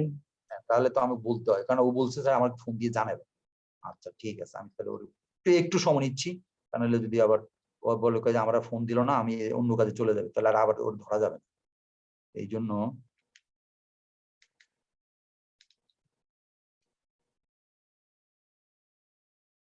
কটার দিকে যাবা তাহলে? মোটামুটি তোমরা ক্লাসে ঢুকবা কটার দিকে? হ্যালো, মোটামুটি একটা সময় বলো, যে আমরা ওইরকম সময় ঢুকবো হয়তো। তোমরা একটা টাইম বলো। কথা বলতেছো না কেন? স্যার 1:30 2টা এরকম। তোমরা 1:30 থেকে ঢুকবা? আচ্ছা, আমি ওকে বলি 1:30 দিকে, 1:30 দিকে যেন খোলা থাকে। ঠিক আছে, দেরি করো না, 2টা আবার এত শীতের বিকাল তো দেরি হয়ে যেতেছে, তাহলে অফলাইনে ক্লাস করে লাভটা কি? ক্লাসের টাইমই যদি মেনটেন করতে হয় তো মুশকিলে না। তুমি 1:30টার মধ্যে, 1:30টার মধ্যে ঢুকে যাবা। হ্যাঁ সুমন, এই যে আমি এখন অনলাইন ক্লাসে, ওরা বললো ওরা মানে 1:30টার দিকে আসবে, তো তুমি 1টা বা এরকম সময় 1:30টার মধ্যে ডিপার্টমেন্ট থাকলেই হবে। হ্যাঁ, আসো। আর তুমি কি খাওয়া দাওয়া করতে দেরি হবে? আজ দরকার নাই, তাহলে তুমি আর আমি আমরা ওইখানে ওই যে নান্না মিয়ার বিরিয়ানি নিয়ে যাব, বিরিয়ানি খাবো, ঠিক আছে? তুমি খাওয়ার জন্য বাড়িতে বসে থেকো না। আচ্ছা আচ্ছা, ঠিক আছে।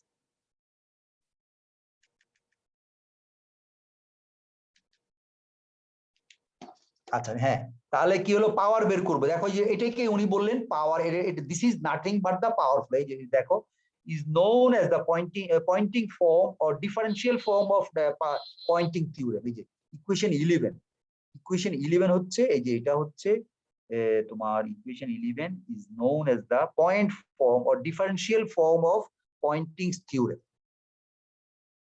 আচ্ছা, তাহলে এটা বোঝানোর পরে এবার উনি আরেকটু ইলাবোরেট করে। এইগুলো এই যে আমি যা বলছি পাওয়ার কিভাবে হলো, এই যে দেখো এগুলো ইউনিট দিয়ে বুঝে গেছে, আর কিছু। এবং এটা ফাইনালি তোমার প্রমাণ করলাম যে এটা আসলে পাওয়ার সারফেস ডেনসিটি। এই পিটা হচ্ছে পাওয়ার সারফেস ডেনসিটি। তো এগুলো যেহেতু ক্রস প্রোডাক্ট আসছে ই ক্রস এইচ, এটাকে আবার আমি একটা ভেক্টর দিয়ে বুঝাইলাম, এই যে ক্রস প্রোডাক্ট বলে কেমনি কি হয়। এটা তোমরা পারবা।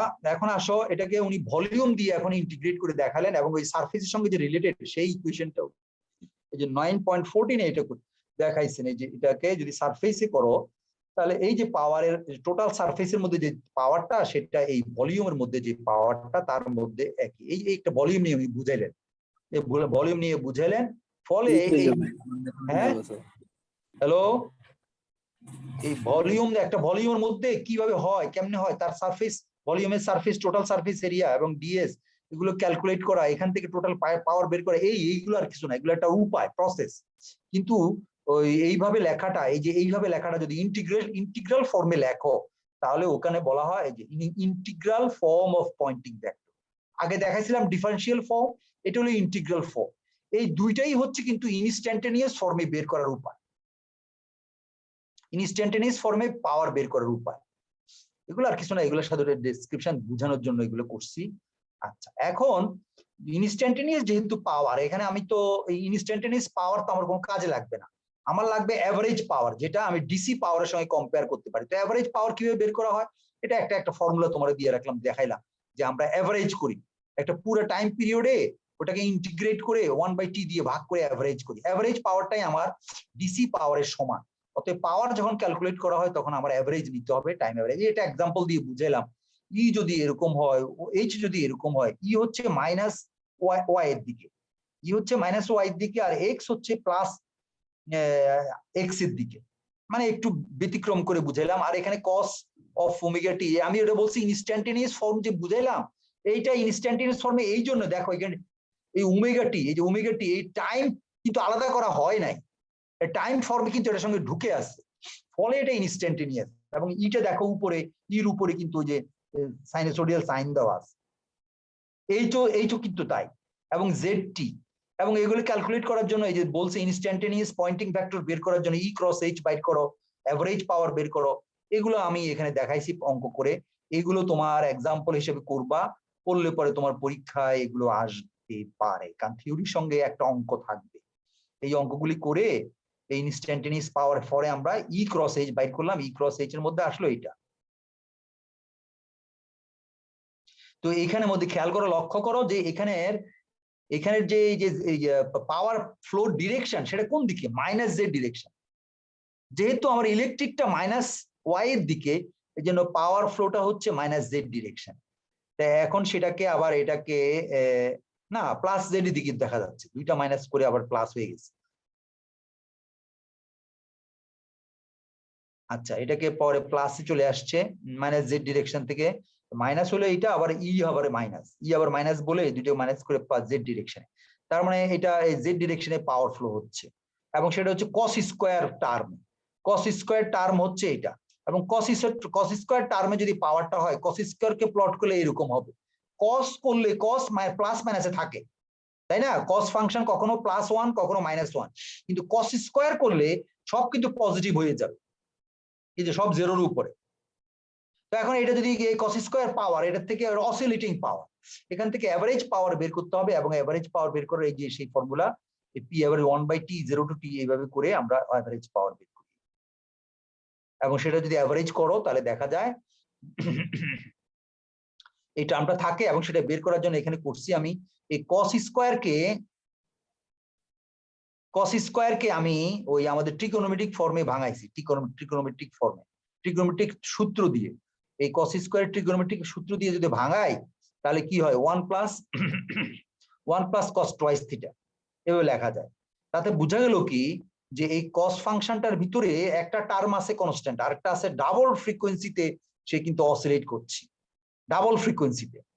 তো যখন তুমি এই অ্যাভারেজ করবা তখন এই ডাবল টার্মটা, ডাবল ফ্রিকোয়েন্সিতে অসিলেশন করার টার্মটা কিন্তু আসলে ভ্যানিশ হয়ে যায়, থাকে শুধু এই অংশটা। এবং সেখান থেকে আমরা অ্যাভারেজ পাওয়ার বের করলাম, এই যে 2.1 এমন। এই হলো অ্যাভারেজ পাওয়ার, একটা এক্সাম্পল দেখালাম। এখন আসো, এখন আমরা দেখো কমপ্লেক্স ফর্মে আনতেছি, কমপ্লেক্স ফর্মের ভেক্টর অ্যানালাইসিস করব। ওটা ইনস্ট্যান্টেনিয়াস ফর্মে ছিল, এখন হলো কমপ্লেক্স ফর্ম বা ফেজর ফর্মে, আরো পপুলার নামে যদি ডাকো তাহলে ফেজর ফর্ম। আচ্ছা, ফেজর ফর্মে যদি তুমি এটাকে যদি কনভার্ট করতে চাও ওই ইনস্ট্যান্টেনিয়াস ফর্মকে, তখন আমরা এইভাবে এই দেখো ফেজর ফর্মে প্রকাশ করি। ই কে ফেজার ফর্মে প্রকাশ করলাম এইভাবে, এইচ কে ফেজার ফর্মে প্রকাশ করলাম ওই একই রকম ভাবে করে এই দুটাকে ক্রস করবা। এই যে এবার ফেজার ফর্মে কমপ্লেক্স ই ক্রস এইচ, এটাকে দাও রিয়েল অফ এত ক্রস রিয়েল অফ এইচ, এভাবে করলাম, এই ক্রস প্রোডাক্ট দিলাম মাঝখানে করে। এবার যেহেতু রিয়েল নিতে হবে, এই যে রিয়েল, দুইখানে রিয়েল আছে, এখানে রিয়েল, এইবার real of A equal to half of real of A, এটাকে যদি তুমি ধরো এটা রিয়েল এ এটাও রিয়েল এ, এই দুটাকে যদি তোমার এটাকে আরেকভাবে লেখা যায়, রিয়েল অফ সামথিং এটাকে লেখা যায় কিভাবে, যে ওই সেম ভেক্টরের মানে ই ভেক্টরের একবার হলো তার ওই ফর্মে নিবা, প্লাস আরেকবার ওটার সঙ্গে ওর কমপ্লেক্স কনজুগেট যদি অ্যাড করো করে হাফ নাও, তাহলে কিন্তু অ্যাভারেজ হয়ে যায়। এটা তোমার পড়ছো তো বোধহয় না? এটা রিয়েল অফ সামথিং এটাকে অ্যাভারেজ করলে হয়, তখন এই উপরের ফর্মুলাটা তুমি যদি কনভার্ট করো তাহলে দেখো এইভাবে লেখা যায়, এই যে হাফ অফ এ, একবার হলো এর নরমাল, এটা হলো কনজুগেট, এটা হলো ইর কনজুগেট, আবার এইচ, আবার এইচ এর কনজুগেট। হ্যাঁ, বুঝা যাচ্ছে? কোনো অসুবিধা হচ্ছে না? হ্যালো, তারপর দেখো এখানে ই ক্রস আনলাম, এই করলে এই সমস্ত কোরিডোরে দেখা যাচ্ছে ই ক্রস এইচ আসছে একটা, যেখানে ই ক্রস এইচ কিন্তু এইচ এর এই যে অ্যাস্টারিস্টিকটা হচ্ছে কমপ্লেক্স কনজুগেট, আর বাকি দেখো আর যে টার্ম গুলো আছে, যেমন এই টার্মটা, এটাও কিন্তু টোয়াইস ওমেগা ব্যাগে, টোয়াইস ওমেগা ফ্রিকোয়েন্সিতে অসিলেট করবে, এখানেও টোয়াইস ওমেগা ইয়েতে কিন্তু অসিলেট করবে। শুধু ই ক্রস এইচ যেটা, এই টার্মটা তোমার নর্মাল ফ্রিকোয়েন্সিতে, যে frequency electric and magnetic field oscillate করছে, সেই ফ্রিকোয়েন্সিতে অসিলেট করছে। তাহলে এই দুটাকে কমন নিয়ে আমরা যদি করি, তাহলে এখানে এই ফর্মুলাটাকে এইভাবে লেখা যায়। এইবার যেহেতু এটা পি এবং এটা টাইম ইনস্ট্যান্টেনিয়াস, এটা time instantaneous Poynting vector, time, এটাকে অ্যাভারেজ করা হয় নাই, এইবার অ্যাভারেজ করো, এই অ্যাভারেজ করলাম, অ্যাভারেজ করলে কি করতে হবে, ওই ফর্মুলা দিয়ে ভাগ করতে হবে, তখন কিন্তু এই অংশটা এই টাইমের ডাবল ফ্রিকোয়েন্সিতে যেটা অসিলেট করছে, এই অংশটা কিন্তু জিরো হয়ে যাবে, থাকবে শুধু এই অংশটা। তাহলে আমরা অ্যাভারেজ করলে থাকতেছে half of real of E cross H. এই প্রমাণটা পরীক্ষাতে পয়েন্টিং ভেক্টর আসলে আসেই আসে।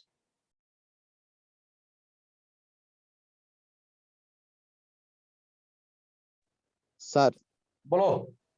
স্যার এইচ স্টারটা কি sir complex magnetic complex field? Conjugate, complex conjugate of H.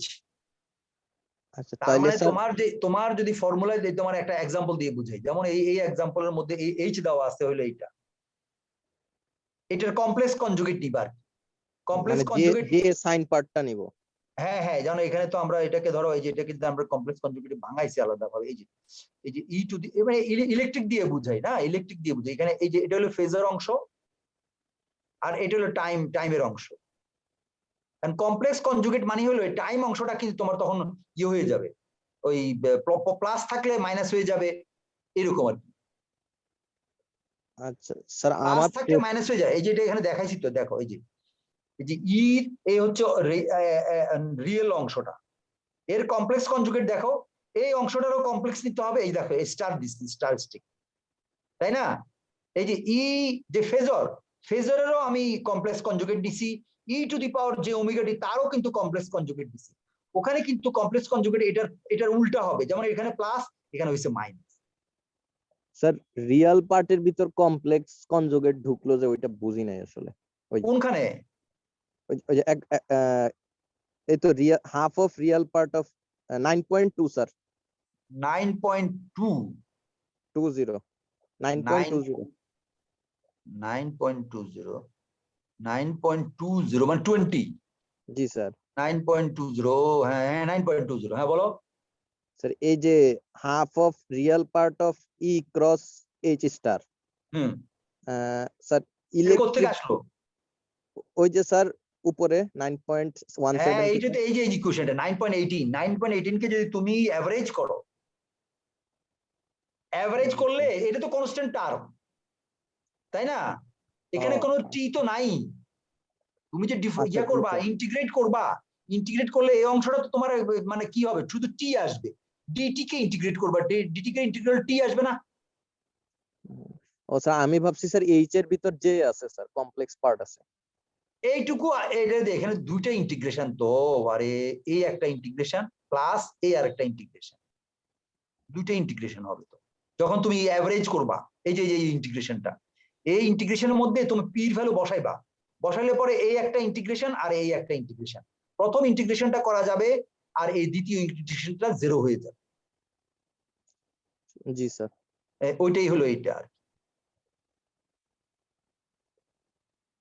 তুমি বলতে পারো এখানে প্রথম ইন্টিগ্রেশন কিভাবে হলো, এখন যদি করে দেই তাহলে বুঝলা এখানে তোমার এই অংশটা এই অংশটা তো কনস্ট্যান্ট, কনস্ট্যান্ট স্যার। এটা তাহলে বাইরে স্যার চলে আসবে, তখন থাকবে কি ইন্টিগ্রেশনের ভিতরে সব ডিটি, ডিটি কে ইন্টিগ্রেট করে থাকবে কি টি, ই থাকবে স্যার। টি তো টি ভ্যালু কি 0 থেকে টি না, টি দিয়ে আবার তো ভাগ করি আমরা এভারেজ করার সময় যে টি দিয়ে ভাগ করা হয়, এখানে এই দেখা একটা টি আছে ভাগ করার জন্য, ফলে এখানকার টি আর এখানকার টি কাটা যাবে, থাকবে শুধু এই যে half of real of E cross E. বুঝছো এবার কেমনে আসলো? জি স্যার। এই প্রমাণটা তোমার পরীক্ষাতে আসে এবং অনেক এক্সটেন্সিভলি তোমার বিভিন্ন জায়গাতে ব্যবহার করা হয় বের করার সময়। তোমার এই যে প্রবলেম আসবে তোমার অঙ্ক এখানে সেখানে এক্সটেন্সিভলি ইউজ করা হয়, এটা মনে রাখবা। তাহলে এই একটা ফর্মুলা, এটা হচ্ছে কমপ্লেক্স কনজুগেট অথবা ইয়ে ফেজরের জন্য। আর এই যে নরমাল অরিজিনাল যেই ইনস্ট্যান্টেনিয়াস ফর্মে যেই ভেক্টরটা, নরমালি যে কেউ তোমাকে বলবে যে পয়েন্টিং ভেক্টর কি, তখন তুমি বলবে এইটা বলবে ইনস্ট্যান্টেনিয়াস ফর্মে ই ক্রস এইচ। কারণ অরিজিনালি ই ক্রস এইচ এটা দিয়েই তুমি প্রথম আবিষ্কার করছিলেন, ই ক্রস এইচ। তারপরে এটাকে কমপ্লেক্স ফর্মে যখন আবার মানুষ দেখলো এই ফর্মে পাওয়ার বের কত কষ্ট, অনেক ঝামেলা, অনেক পেঁচানো, তখন ওই কমপ্লেক্স ফর্মে আনা হলো এবং তখন হলো half of real of E cross H. তখন এটা কিন্তু হলো ইনস্ট্যান্টেনিয়াস ফর্মে না হইয়া কমপ্লেক্স ফর্মে। কোথায় গেল? অনেক নিচে, এই যে ই ক্রস এইচ। তাহলে এই প্রমাণ দুটো হয় ইনস্ট্যান্টেনিয়াস ফর্মে নইলে ফেজার ফর্মে, এই প্রমাণগুলো আসে পরীক্ষা। এবং এটার এক্সাম্পলও নিয়ে দিয়ে রাখছি নিচে, এই যে এক্সাম্পল 2, এখানেও আমি একটা ইলেকট্রিক ফিল্ড, এটা ম্যাগনেটিক ফিল্ড, এগুলো ওই আগেরটাই ওটা মনে করো আগেরটাই ইনস্ট্যান্টেনিয়াস ফর্মটাকেই পরে আমি ভেক্টর বানাইছি, মানে বানাইছি, ফেজর বানাইছি। বুঝছো? তোমাদের বুঝার জন্য, যেন তোমরা বুঝতে পারো। এই ফেজর বানাইয়া এই যে রিয়েল অফ ই অফ, এই যে এইগুলো আলাদা করছি। এই অংশটা হলো টাইম পিরিয়ড, টাইম অংশটা, আর ওটা হলো ফেজর অংশ, এইভাবে আলাদা করছি। এই করে তারপরে এটা ই ক্রস এইচ আলাদা করে, এরপরে আমরা এটাকে ই ক্রস এইচ, ই ক্রস এইচ স্ট্যাটিস্টিক্স মানে কমপ্লেক্স কনজুগেট বের করছি, বের করে এই পর্যন্ত আনলাম। তারপরে এটা করে পরে এভারেজটা হলো হাফ অফ রিয়েল অফ, এটা বের করে এই যে এখান থেকে বাইর করলাম। একই জিনিস, ক্যালকুলেশন দেখো, এটার রেজাল্ট আর ওটার রেজাল্ট একই, মানে এইভাবেও বের করা যায়, ওইভাবেও বের করা যায়। 2.1 আর দেখো ওই ইনস্ট্যান্টেনিয়াস ফর্মে যে বের করছিলাম সেখানেও তাই আসছিল। এই যে এই যে দেখো 2.1, এই একই রেজাল্ট, এভারেজ করলে একই রেজাল্ট। বুঝা গেল? এটা বুঝতে কোনো অসুবিধা নাই তো? এখানে প্রশ্ন কতগুলো দিয়ে রাখছি। গেলাম আরেকটা শীটে চলে যাচ্ছি, ধরবো আরেকটা শীট, 12টা বা 11:30 বাজে, কিছুটা একটু বকবক করে দেয়, তারপর যদি সময় পাই। আচ্ছা, এইটা বোধহয় তোমাদের আমি করি নাই, আপলোড করি নাই। এখন যদি করতে বলো তাহলে করে দেই। হ্যাঁ, আমার কাছে রেডি আছে।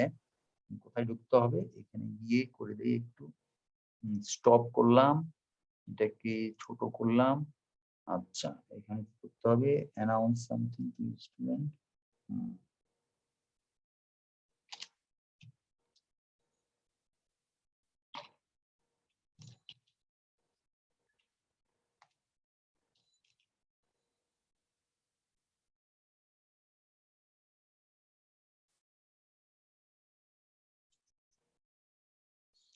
ওটা হলো কোথায় গেল?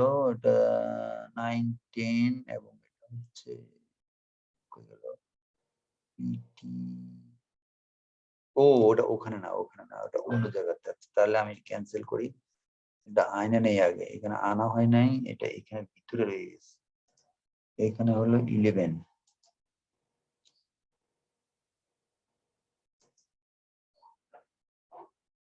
আচ্ছা,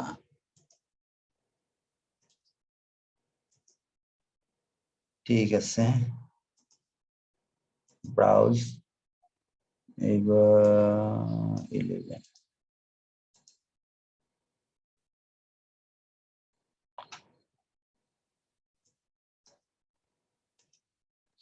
দেখো এখন যে লেকচারটা টাচ করলাম ওটা আপলোড করে দিছি, দেখো তোমরা এটা হলো রিফ্লেকশন। এখন ওই যে অনেকগুলো প্রপার্টি আমাদের ওয়েবের এই পর্যন্ত কয়টা প্রপার্টি আমরা পড়লাম, দেখো সবগুলোকে যদি সামারাইজ করো তাহলে দেখো মিলাইতে পারো কিনা দেখো।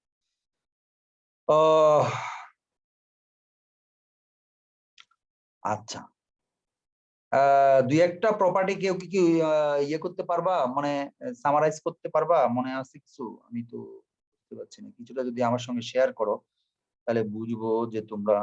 স্ক্রিন শেয়ার দেওয়া নেই। হ্যাঁ, আমি দিচ্ছি দিচ্ছি দিচ্ছি স্ক্রিন শেয়ার দিচ্ছি।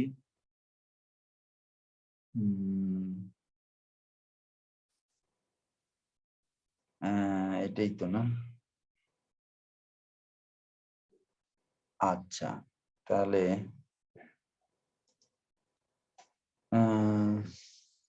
দেখা যাচ্ছে? হ্যালো, দেখা যাচ্ছে? জি স্যার। জি স্যার। আচ্ছা, তোমরা যদি ডাউনলোড করো, ওখানে তো আমি দিয়ে দিছি এখন, যদি পারো দেখো। আচ্ছা, এখন আমরা যেই কতগুলো প্রপার্টি পড়লাম, ধরো ইউনিফর্ম প্লেন ওয়েভ পড়লাম, সেখানে কি কি প্রপার্টি পাইছি দুই একটা যদি মনে রাখো, বলো না দুই একটা। স্যার জেড ডাইরেকশনে প্রপাগেট করে। হ্যাঁ, যে ডাইরেকশনে প্রপাগেট করে, এবং এক্স এন্ড ওয়াই তে স্যার এক্স এ থাকবে ইলেকট্রিক এক্স আর Y sir plus minus infinity আর কি পর্যন্ত বিস্তৃত ইনফিনিটি, থাকবে। বাস, ওখানে কোনো ভ্যারিয়েশন নাই। জি স্যার। আচ্ছা, যদি এর ভিতর দিয়ে যায় তাহলে আমরা ইম্পিডেন্স কত পাই? ওয়েভ ইম্পিডেন্স 120 পাই স্যার। 120 পাই। আর যদি কোনো ভালো কোনো ক্যারেক্টারিস্টিক্স বলতে পারো, একটা ইউনিফর্ম প্লেন ওয়েভের কোনো স্যার ক্যারেক্টারিস্টিক্স? স্যার ইলেকট্রিক ফিল্ডের সলিউশন বাইর করি ডিফারেনশিয়াল ইকুয়েশন থেকে। আচ্ছা, গেল। ওই যে ওই বাইর করির দরকার নাই, মানে বাইর করে তুমি রেজাল্ট কিছু একটা বলো, কিছু একটা বলো যে স্যার বের করে। একটা রিফ্লেক্টেড পাই মানে ফরওয়ার্ড গোয়িং, আরেকটা হ্যাঁ, পাই ইনসিডেন্ট। তাহলে এখানে যেটা ফরওয়ার্ড গোয়িংটা হলো এ- ফরওয়ার্ড গোয়িংটা হলো ইনসিডেন্ট নাকি?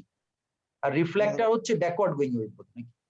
ও, ফরওয়ার্ডটাই বোধহয় ফরওয়ার্ডটাই বোধহয় হচ্ছে রিফ্লেক্টেড স্যার রিফ্লেক্টেড, আর ব্যাকওয়ার্ড গোয়িং ওয়েভটাই হচ্ছে বোধহয় ইনসিডেন্ট। ইনসিডেন্ট। হ্যাঁ হ্যাঁ, হইতে পারে। আচ্ছা, আর স্যার কয়েকটা মোডের আইডিয়া পাই। মোডের দুই একটা আইডিয়া যদি বলতে পারো, কি মোড এটা? যখন এয়ারের ভিতর দিয়ে যায় তখন কোন মোডে যায়? তখন স্যার টিইএম মোডে যায়। EM mode, very good. হ্যাঁ, ঠিক আছে। আর কোন প্রপার্টি? ঠিক আছে।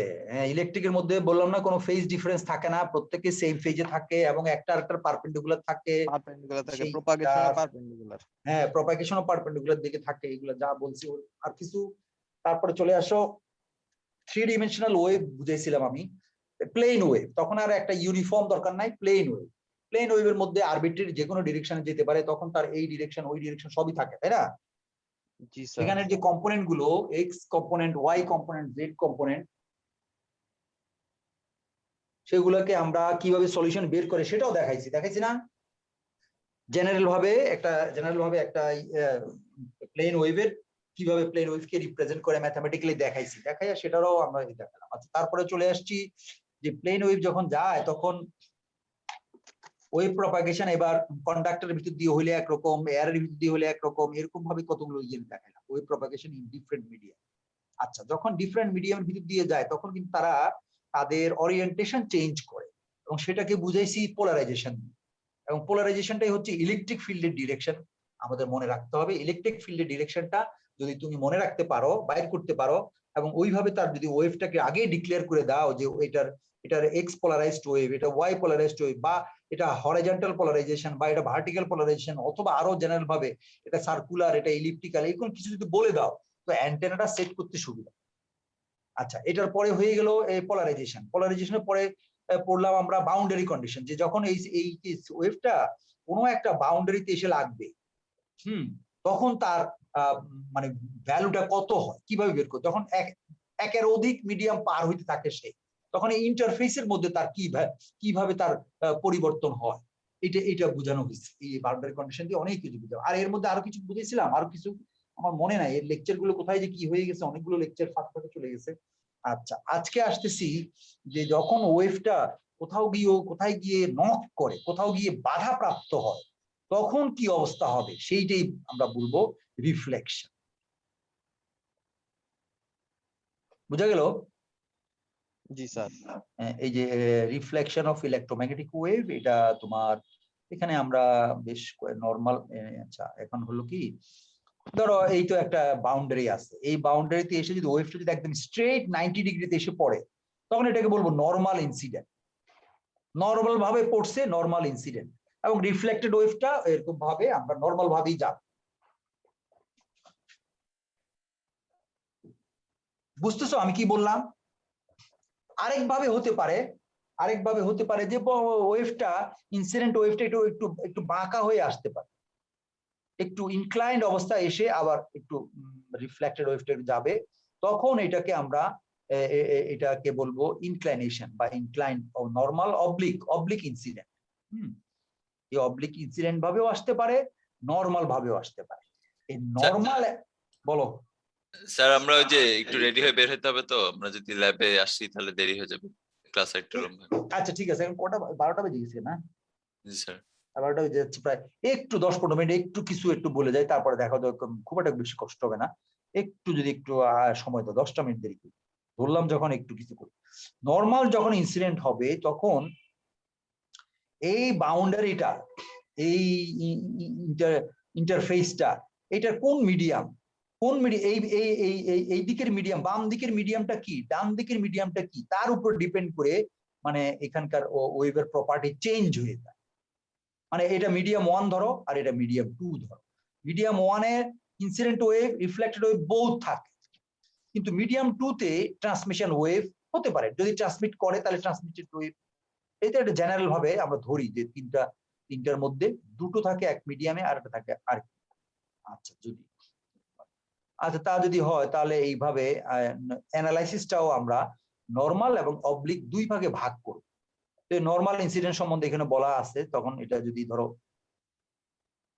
একটা ইয়েকে, ওয়েভকে যদি আমরা, ইনসিডেন্ট ওয়েভকে যদি আমরা প্রকাশ করি, তাহলে সেটাকে যদি লেখা যায়, ইনসিডেন্ট ওয়েভ হলে এইরকম, যে E1 e to the gamma 1z, এটা হলো standard form of a monochromatic incident wave. একটা ইনসিডেন্ট ওয়েভকে এইভাবে ম্যাথমেটিক্যালি লেখা যায়।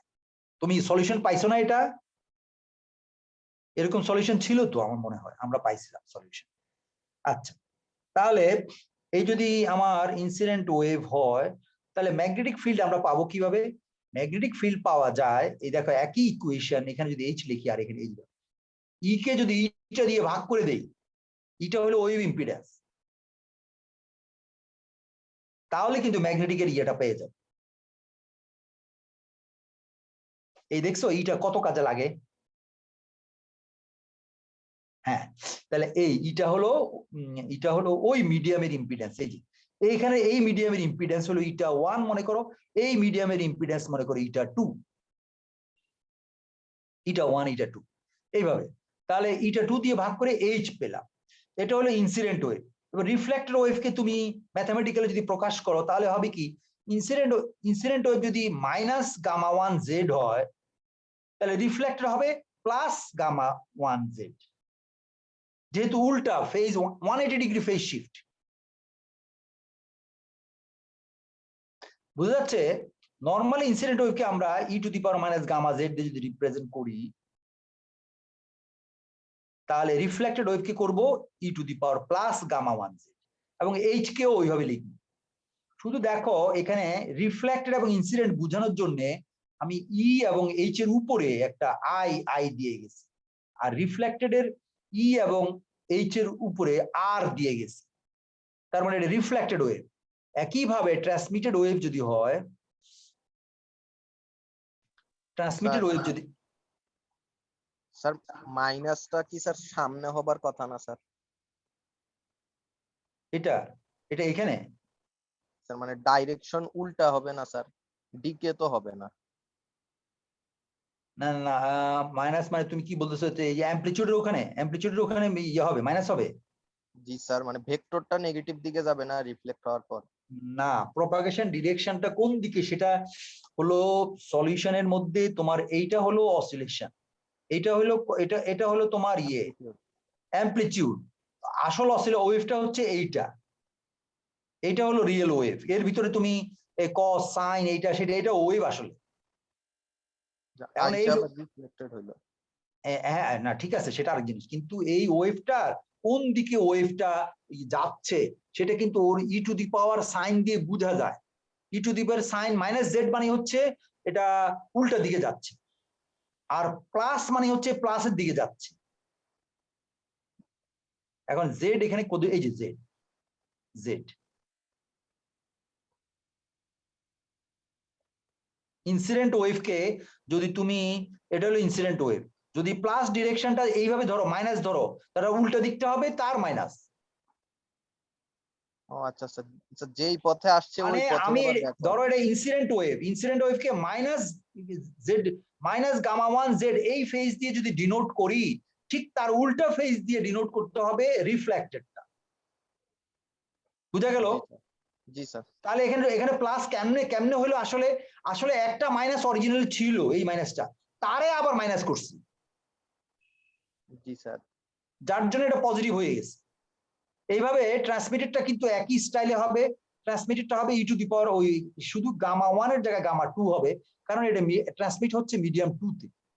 মিডিয়াম 1 পার হয়ে যখন সে মিডিয়াম 2 তে যায় তখন ওয়েভটা দ্বিতীয় মিডিয়ামে চলে গেল ধরলাম, এই জন্য এখানে গামা 2 ধরলাম, এখানে এখানে ধরলাম গামা 1, এখানে গামা 2, এখানে ইম্পিডেন্স গামা ইটা 1, এখানে ইটা 2, এইভাবে আসছে। এই জন্য ট্রান্সমিটেডের ওয়েভের মানে ম্যাথমেটিক্যাল রিপ্রেজেন্টেশন এইভাবে দিলাম, এবং অ্যামপ্লিটিউড গুলো লিখলাম। দেখো এখানে E0 E0t লিখছি, E0t হচ্ছে অ্যামপ্লিটিউড অফ ট্রান্সমিটেড ওয়েভ। এটা হলো কতগুলো ম্যাথমেটিক্যাল রিপ্রেজেন্টেশন, ওয়েভগুলিকে ম্যাথমেটিক্যালি রিপ্রেজেন্ট করার কতগুলো ম্যাথমেটিক্যাল উপায়। বুঝা গেল? এটা কোনো বুঝতে অসুবিধা হচ্ছে না তো? ভালো করে খেয়াল করো, না হলে বলো কোনটা তুমি কনফিউশন হচ্ছে বলো। আমি বলছি শুধু এখানে ফেজ উল্টো হবে, এবং এইচ কে ই দিয়ে রিপ্রেজেন্ট করা যায়। এই ই দিয়ে এইচ কে রিপ্রেজেন্ট করা যায় কিভাবে? ওই যে ইটা দিয়ে ভাগ করে, ওই ইম্পিডেন্স ইটা দিয়ে ভাগ করে, ওই মিডিয়ামের ইম্পিডেন্স দিয়ে ভাগ করলেই ওটা তখন এটা ম্যাগনেটিকের অ্যামপ্লিটিউড হয়ে যায়। এই হলো কায়দা। এবার total field in medium 1 and medium 2। Medium 1 এর টোটাল ফিল্ড যদি তুমি খেয়াল করো, তোমার ওখানে যাও, ছবিতে যাও, ছবিতে যদি যাই, এটা হলো ইনসিডেন্ট, এটা হলো রিফ্লেক্টেড, উপরেরটা ইনসিডেন্ট, এটা হলো রিফ্লেক্টেড। তাহলে ইনসিডেন্ট ওয়েভে ইটাও এই ই হচ্ছে এইদিকে, ইও কিন্তু মিডিয়াম 1 এ, রিফ্লেক্টেড ইও কিন্তু মিডিয়াম 1 এ। শুধু মিডিয়াম 2 তে শুধুমাত্র একটা ই আছে, সেটা হলো ইটি। টোটাল ইলেকট্রিক হচ্ছে ইআই প্লাস ইআর, যার জন্য ইকুয়েশন আমি তাই লিখছি। এই যে total electric field in medium 1 হচ্ছে এই যে ইনসিডেন্ট প্লাস রিফ্লেক্টেড। কোনো বুঝতে অসুবিধা হচ্ছে কিনা বলো? প্রথমে ইনসিডেন্ট, রিফ্লেক্টেড, ট্রান্সমিটেড এগুলোর একটা ম্যাথমেটিক্যাল রিপ্রেজেন্টেশন দিলাম, অ্যালজাব্রিক রিপ্রেজেন্টেশন। তারপরে এবার ফিজিক্সে আসো। এবার ফিজিক্স দেখলাম যে আমার মিডিয়াম 1 এ টোটাল ইলেকট্রিক ফিল্ড কি কি আছে। এই পুরোটাই হচ্ছে মিডিয়াম 1 বাম দিকে। তো মিডিয়াম 1 এ দেখলাম ইআই আছে, ইআরও আছে টোটাল। তাহলে টোটাল মানে দুই যোগ করতে হবে, এদেরকে যোগ করলে হলো, এই যে যোগ করলাম, এটা হলো এটা। এবার মিডিয়াম 2 তে শুধু একটাই আছে, to find the total electric field in medium 1, এই tangential এটা কি একই নাকি? ও এটা এখনো শেষ হয় নাই, এটা হচ্ছে ট্যানজেনশিয়াল দিয়ে বুঝাইছি, যাবে একই হবে। হ্যাঁ আচ্ছা, এখন এখানে আসো। এখানে আমি বলছি তোমাদের নরমাল ইনসিডেন্স। এই নরমাল ইনসিডেন্স যে বলছিলাম না, নরমাল, এই নরমাল ইনসিডেন্সটা তোমারে এখন এটা বোঝানো যাচ্ছে। যদি wave reflection of electromagnetic wave, এখন ওয়েভটা যদি নরমাল ইনসিডেন্ট হয়, ওয়েভটা যদি নরমাল ইনসিডেন্ট হয়, খেয়াল করো তফাৎটা, ইনসিডেন্ট যদি নরমাল হয়, পোলারাইজেশন কিন্তু তোমার হয়ে যাবে ট্রান্সভার্স। কথা বুঝতে পারছো কিনা আমি জানি না। আচ্ছা, ইনসিডেন্ট হচ্ছে ওয়েভ প্রপাগেশনের সঙ্গে রিলেটেড। ইনসিডেন্ট এটা কিন্তু ওয়েভ প্রপাগেশন, তার মানে মিডল ফিঙ্গার দিয়ে রিপ্রেজেন্ট করা হবে ওটাকে। আর থাম এবং ইন্ডেক্স ফিঙ্গার হবে তোমার ইলেকট্রিক এন্ড ম্যাগনেটিক। রেসপেক্টিভলি। বুঝতেছো? ফলে তুমি এবার এখানে আসো, এই ছবিতে আসো, তাহলে বুঝতে পারবে কিছুটা। এখানে আসো, এই যে এখানে এইটা হলো ইনসিডেন্ট, এটা ওয়েভ যাচ্ছে এইদিকে, এ কে আই, এটা হলো ওয়েভ প্রপাগেশনের ডিরেকশন, এ কে আই। এবং এ কে আই এই বাউন্ডারির উপরে কিন্তু পারপেন্ডিকুলার, খেয়াল করে দেখো, নরমাল। বুঝতেছো? হ্যালো? জি স্যার। নরমাল ইনসিডেন্স মানে হলো ওয়েভটা কিন্তু লম্বা নরমালি পড়বে ইয়েতে, সেপারেশন বাউন্ডারিতে, কিন্তু নরমাল ইনসিডেন্স হলে কিন্তু ইলেকট্রিক কিন্তু ট্রান্সভার্স হয়ে যাচ্ছে, দেখো বাউন্ডারি প্যারালাল হয়ে যাচ্ছে, তাই না? প্যারালাল মানে হলো ট্রান্সভার্স, একটু আগে বাউন্ডারি কন্ডিশনে পড়ে আসলাম না, ট্রান্সভার্স। ফলে বলো, ট্যানজেনশিয়াল লসের সাথে কোনো রিলেশন থাকবে? ট্যানজেনশিয়াল আরেক জিনিস, ট্যানজেনশিয়াল সেটা, ও ট্যানজেনশিয়াল আরেক জিনিস, ট্যানজেনশিয়াল, সরি ট্যানজেনশিয়ালই তো হবে, আমি ভুল বলছি, তার একটু কি বললাম, ট্রান্সভার্স? না স্যার, ট্যানজেনশিয়াল বললাম। আমি ট্যানজেনশিয়াল বললাম, কিন্তু আমি কি বলছি, ইআইটা ট্রান্সভার্স। ট্রান্সভার্স। আচ্ছা আচ্ছা, ট্রান্সভার্স এবং ট্যানজেনশিয়াল প্রায় কাছাকাছি, একই মিনিং। ট্রান্সভার্স বলতে আমি বুঝাই, ট্রান্সভার্স বলতে এই দুটো ডিরেকশন কি বুঝায়, যেমন এইটাও কিন্তু প্যারালাল, এইটাও প্যারালাল, এই দুটো একসঙ্গে বলা হয় ট্রান্সভার্স। আচ্ছা, মানে একটা আমি তোমার দেখাইছিলাম ওই তোমার ক্লাসরুমে, ওই ওয়ালে দেখো। ওয়ালে দেখাইছিলাম, ভার্টিক্যালি করো আর হরাইজন্টালি করো, দুটোই কিন্তু ওই ওয়ালের প্যারালাল, এবং এটাকে কমন ভাবে বলা হয় ট্রান্সভার্স। আর যেদিকে যাচ্ছে ওটা হচ্ছে লংগিটিউডাল ডিরেকশন। এই ট্রান্সভার্স একটা প্লেইং বা ট্রান্সভার্স ডিরেকশন, তাই বলো 90 ডিগ্রিতে। তো এই ট্যানজেনশিয়াল, তো ট্যানজেনশিয়াল হলো এই বাউন্ডারি ট্যানজেনশিয়াল বা প্যারালাল, একই কথা, অলমোস্ট কাছাকাছি, তবে ট্যানজেনশিয়ালই বেশি ব্যবহার করে। ভেরি গুড, ট্যানজেনশিয়াল, আমার ভুল হয়েছে, আমি ট্যানজেনশিয়ালই বলা উচিত ছিল, ট্রান্সভার্স এখানে না আনলেই হইতো। তাহলে এই দুটো ফিল্ড, রিফ্লেক্টেড এবং ইনসিডেন্ট, দুটোই কিন্তু তোমার ট্যানজেনশিয়াল অফ বাউন্ডারি, এবং সেটাই এখানে এই যে ট্রান্সমিটেড ওয়েভের মধ্যে যখন টোটাল ফিল্ড আমরা বের করছি, তখন এটা দেখো, এগুলো করে, by observing element carefully it is seen that the electric fields of incident and reflected waves are tangential parallel to the separation boundary. So we find that the total electric field in medium 1 E1 is tangential on separation boundary, জন্য ET লাগাইছে, আর কিছু না, এখানে E total, E1 total, এটা এখানে ETZ, tangential 1 এটা বলছে, আর কিছু না, একই জিনিস। আচ্ছা, এবার আসো ম্যাগনেটিকের জন্য একই রকম ভাবে ম্যাগনেটিকের জন্য বের করা যাবে ট্যানজেনশিয়ালটা, সেটা হলো এই যে 19 নম্বর ইকুয়েশন, ট্যানজেনশিয়াল তা যদি হয়, তবে এবার total electric magnetic fields in medium 2, সেটা হলো এই যে ট্রান্সমিটেড ওয়েভেরটাই থাকবে, কারণ ওখানে আর অন্য কোনো ওয়েভ নাই। তাহলে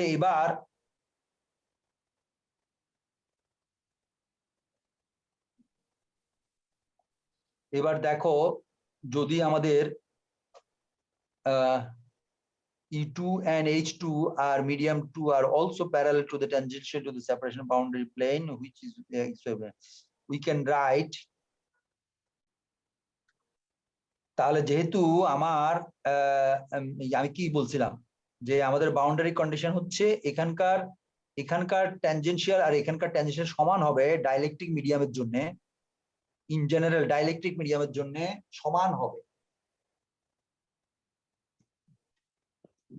হ্যাঁ, দুটো ডাইলেকট্রিক মিডিয়াম, মনে করো এটা হলো মনে করো এয়ার, এটা হলো গ্লাস, তাহলে এয়ার গ্লাসের জন্য এই বাউন্ডারিতে ইলেকট্রিক সমান ট্যানজেনশিয়াল, এবং সেটা বাউন্ডারি কন্ডিশনে আমরা দেখাইছি, দুটা হলে সেই ইয়েতে তোমরা এই যে বাউন্ডারি কন্ডিশনে দেখো, এই যে এটা তো কন্ডাক্টরের জন্য, দুটা ডাইলেকট্রিকের জন্য, বা জেনারেল ইকুয়েশন যেটা ছিল সেখানেও আছে, এটা জেনারেল দেখো, এই ট্যানজেনশিয়াল সমান এই ট্যানজেনশিয়াল, ইলেকট্রিক ট্যানজেনশিয়াল জেনারেলের জন্য এই টোটাল ট্যানজেনশিয়াল এটা সমান এটা। তা যদি হয়, তা যদি হয় তাহলে এখানে রিফ্লেক্টেড, তাহলে দেখো এটাকে আমরা এবার টোটালটাকে আমরা এভাবে ফাইনালি এই ট্যানজেনশিয়াল হলো এটা সমান এবং এইচ এখানে এটা সমান এটা এখানে এটা এইচ সমান এটা কেন ধরছি এটাও ট্রান্সভার্স ধরছি এবং দুটো ইয়ে ধরছি দুটো ডাইলেকট্রিক সেপারেশন মিডিয়াম ধরছি ডাইলেকট্রিক মিডিয়াম ধরছি ডাইলেকট্রিক মিডিয়াম ধরলে এটাকে এটা সমান লেখা যায় তখন আমি ওই সারফেস কারেন্ট ডেনসিটি বাদ দিয়ে দিছি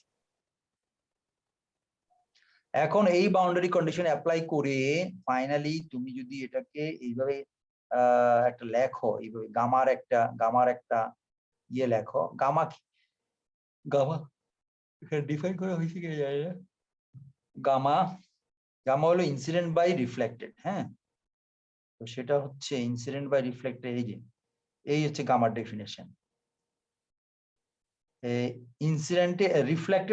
ইনসিডেন্টের কত পার্ট কতটুকু পোর্শন হচ্ছে ইয়ার রিফ্লেক্টেড তো তা যদি হয় তাহলে এই দুটোকে ভাগ করে হলো গামা এবং এই গামাকে আমরা এইভাবে ইম্পিডেন্সের টার্মে প্রকাশ করতে পারি 1170 এইটা another important derivation for dielectric medium বুঝাচ্ছে হ্যালো আজকে আর আগাবো না আজকে এই পর্যন্ত থাক এখানে আরো আছে কঠিন ফর্মুলা ওদিকে আর গেলাম না এইটুকুই প্রমাণ করলাম এটাও মাঝে মাঝে পরীক্ষায় আসে এটা দুটা রিফ্লেক্টেড ওয়েভে এটা সমান in terms of wave number তাহলে এই ওয়েভ নাম্বারে এইটুকুই থাক তোমাদের এটা আজকে এখানে শেষ করলাম তাহলে নেক্সট ক্লাসে যাওয়ার চেষ্টা করো আমিও যাই তোমরাও আসো আচ্ছা ঠিক আছে এখানে আর কিছু বলার আছে কিছু আছে তোমাদের কোনো কোশ্চেন কেউ কোনো কোশ্চেন তাহলে এখানেই শেষ খোদা হাফেজ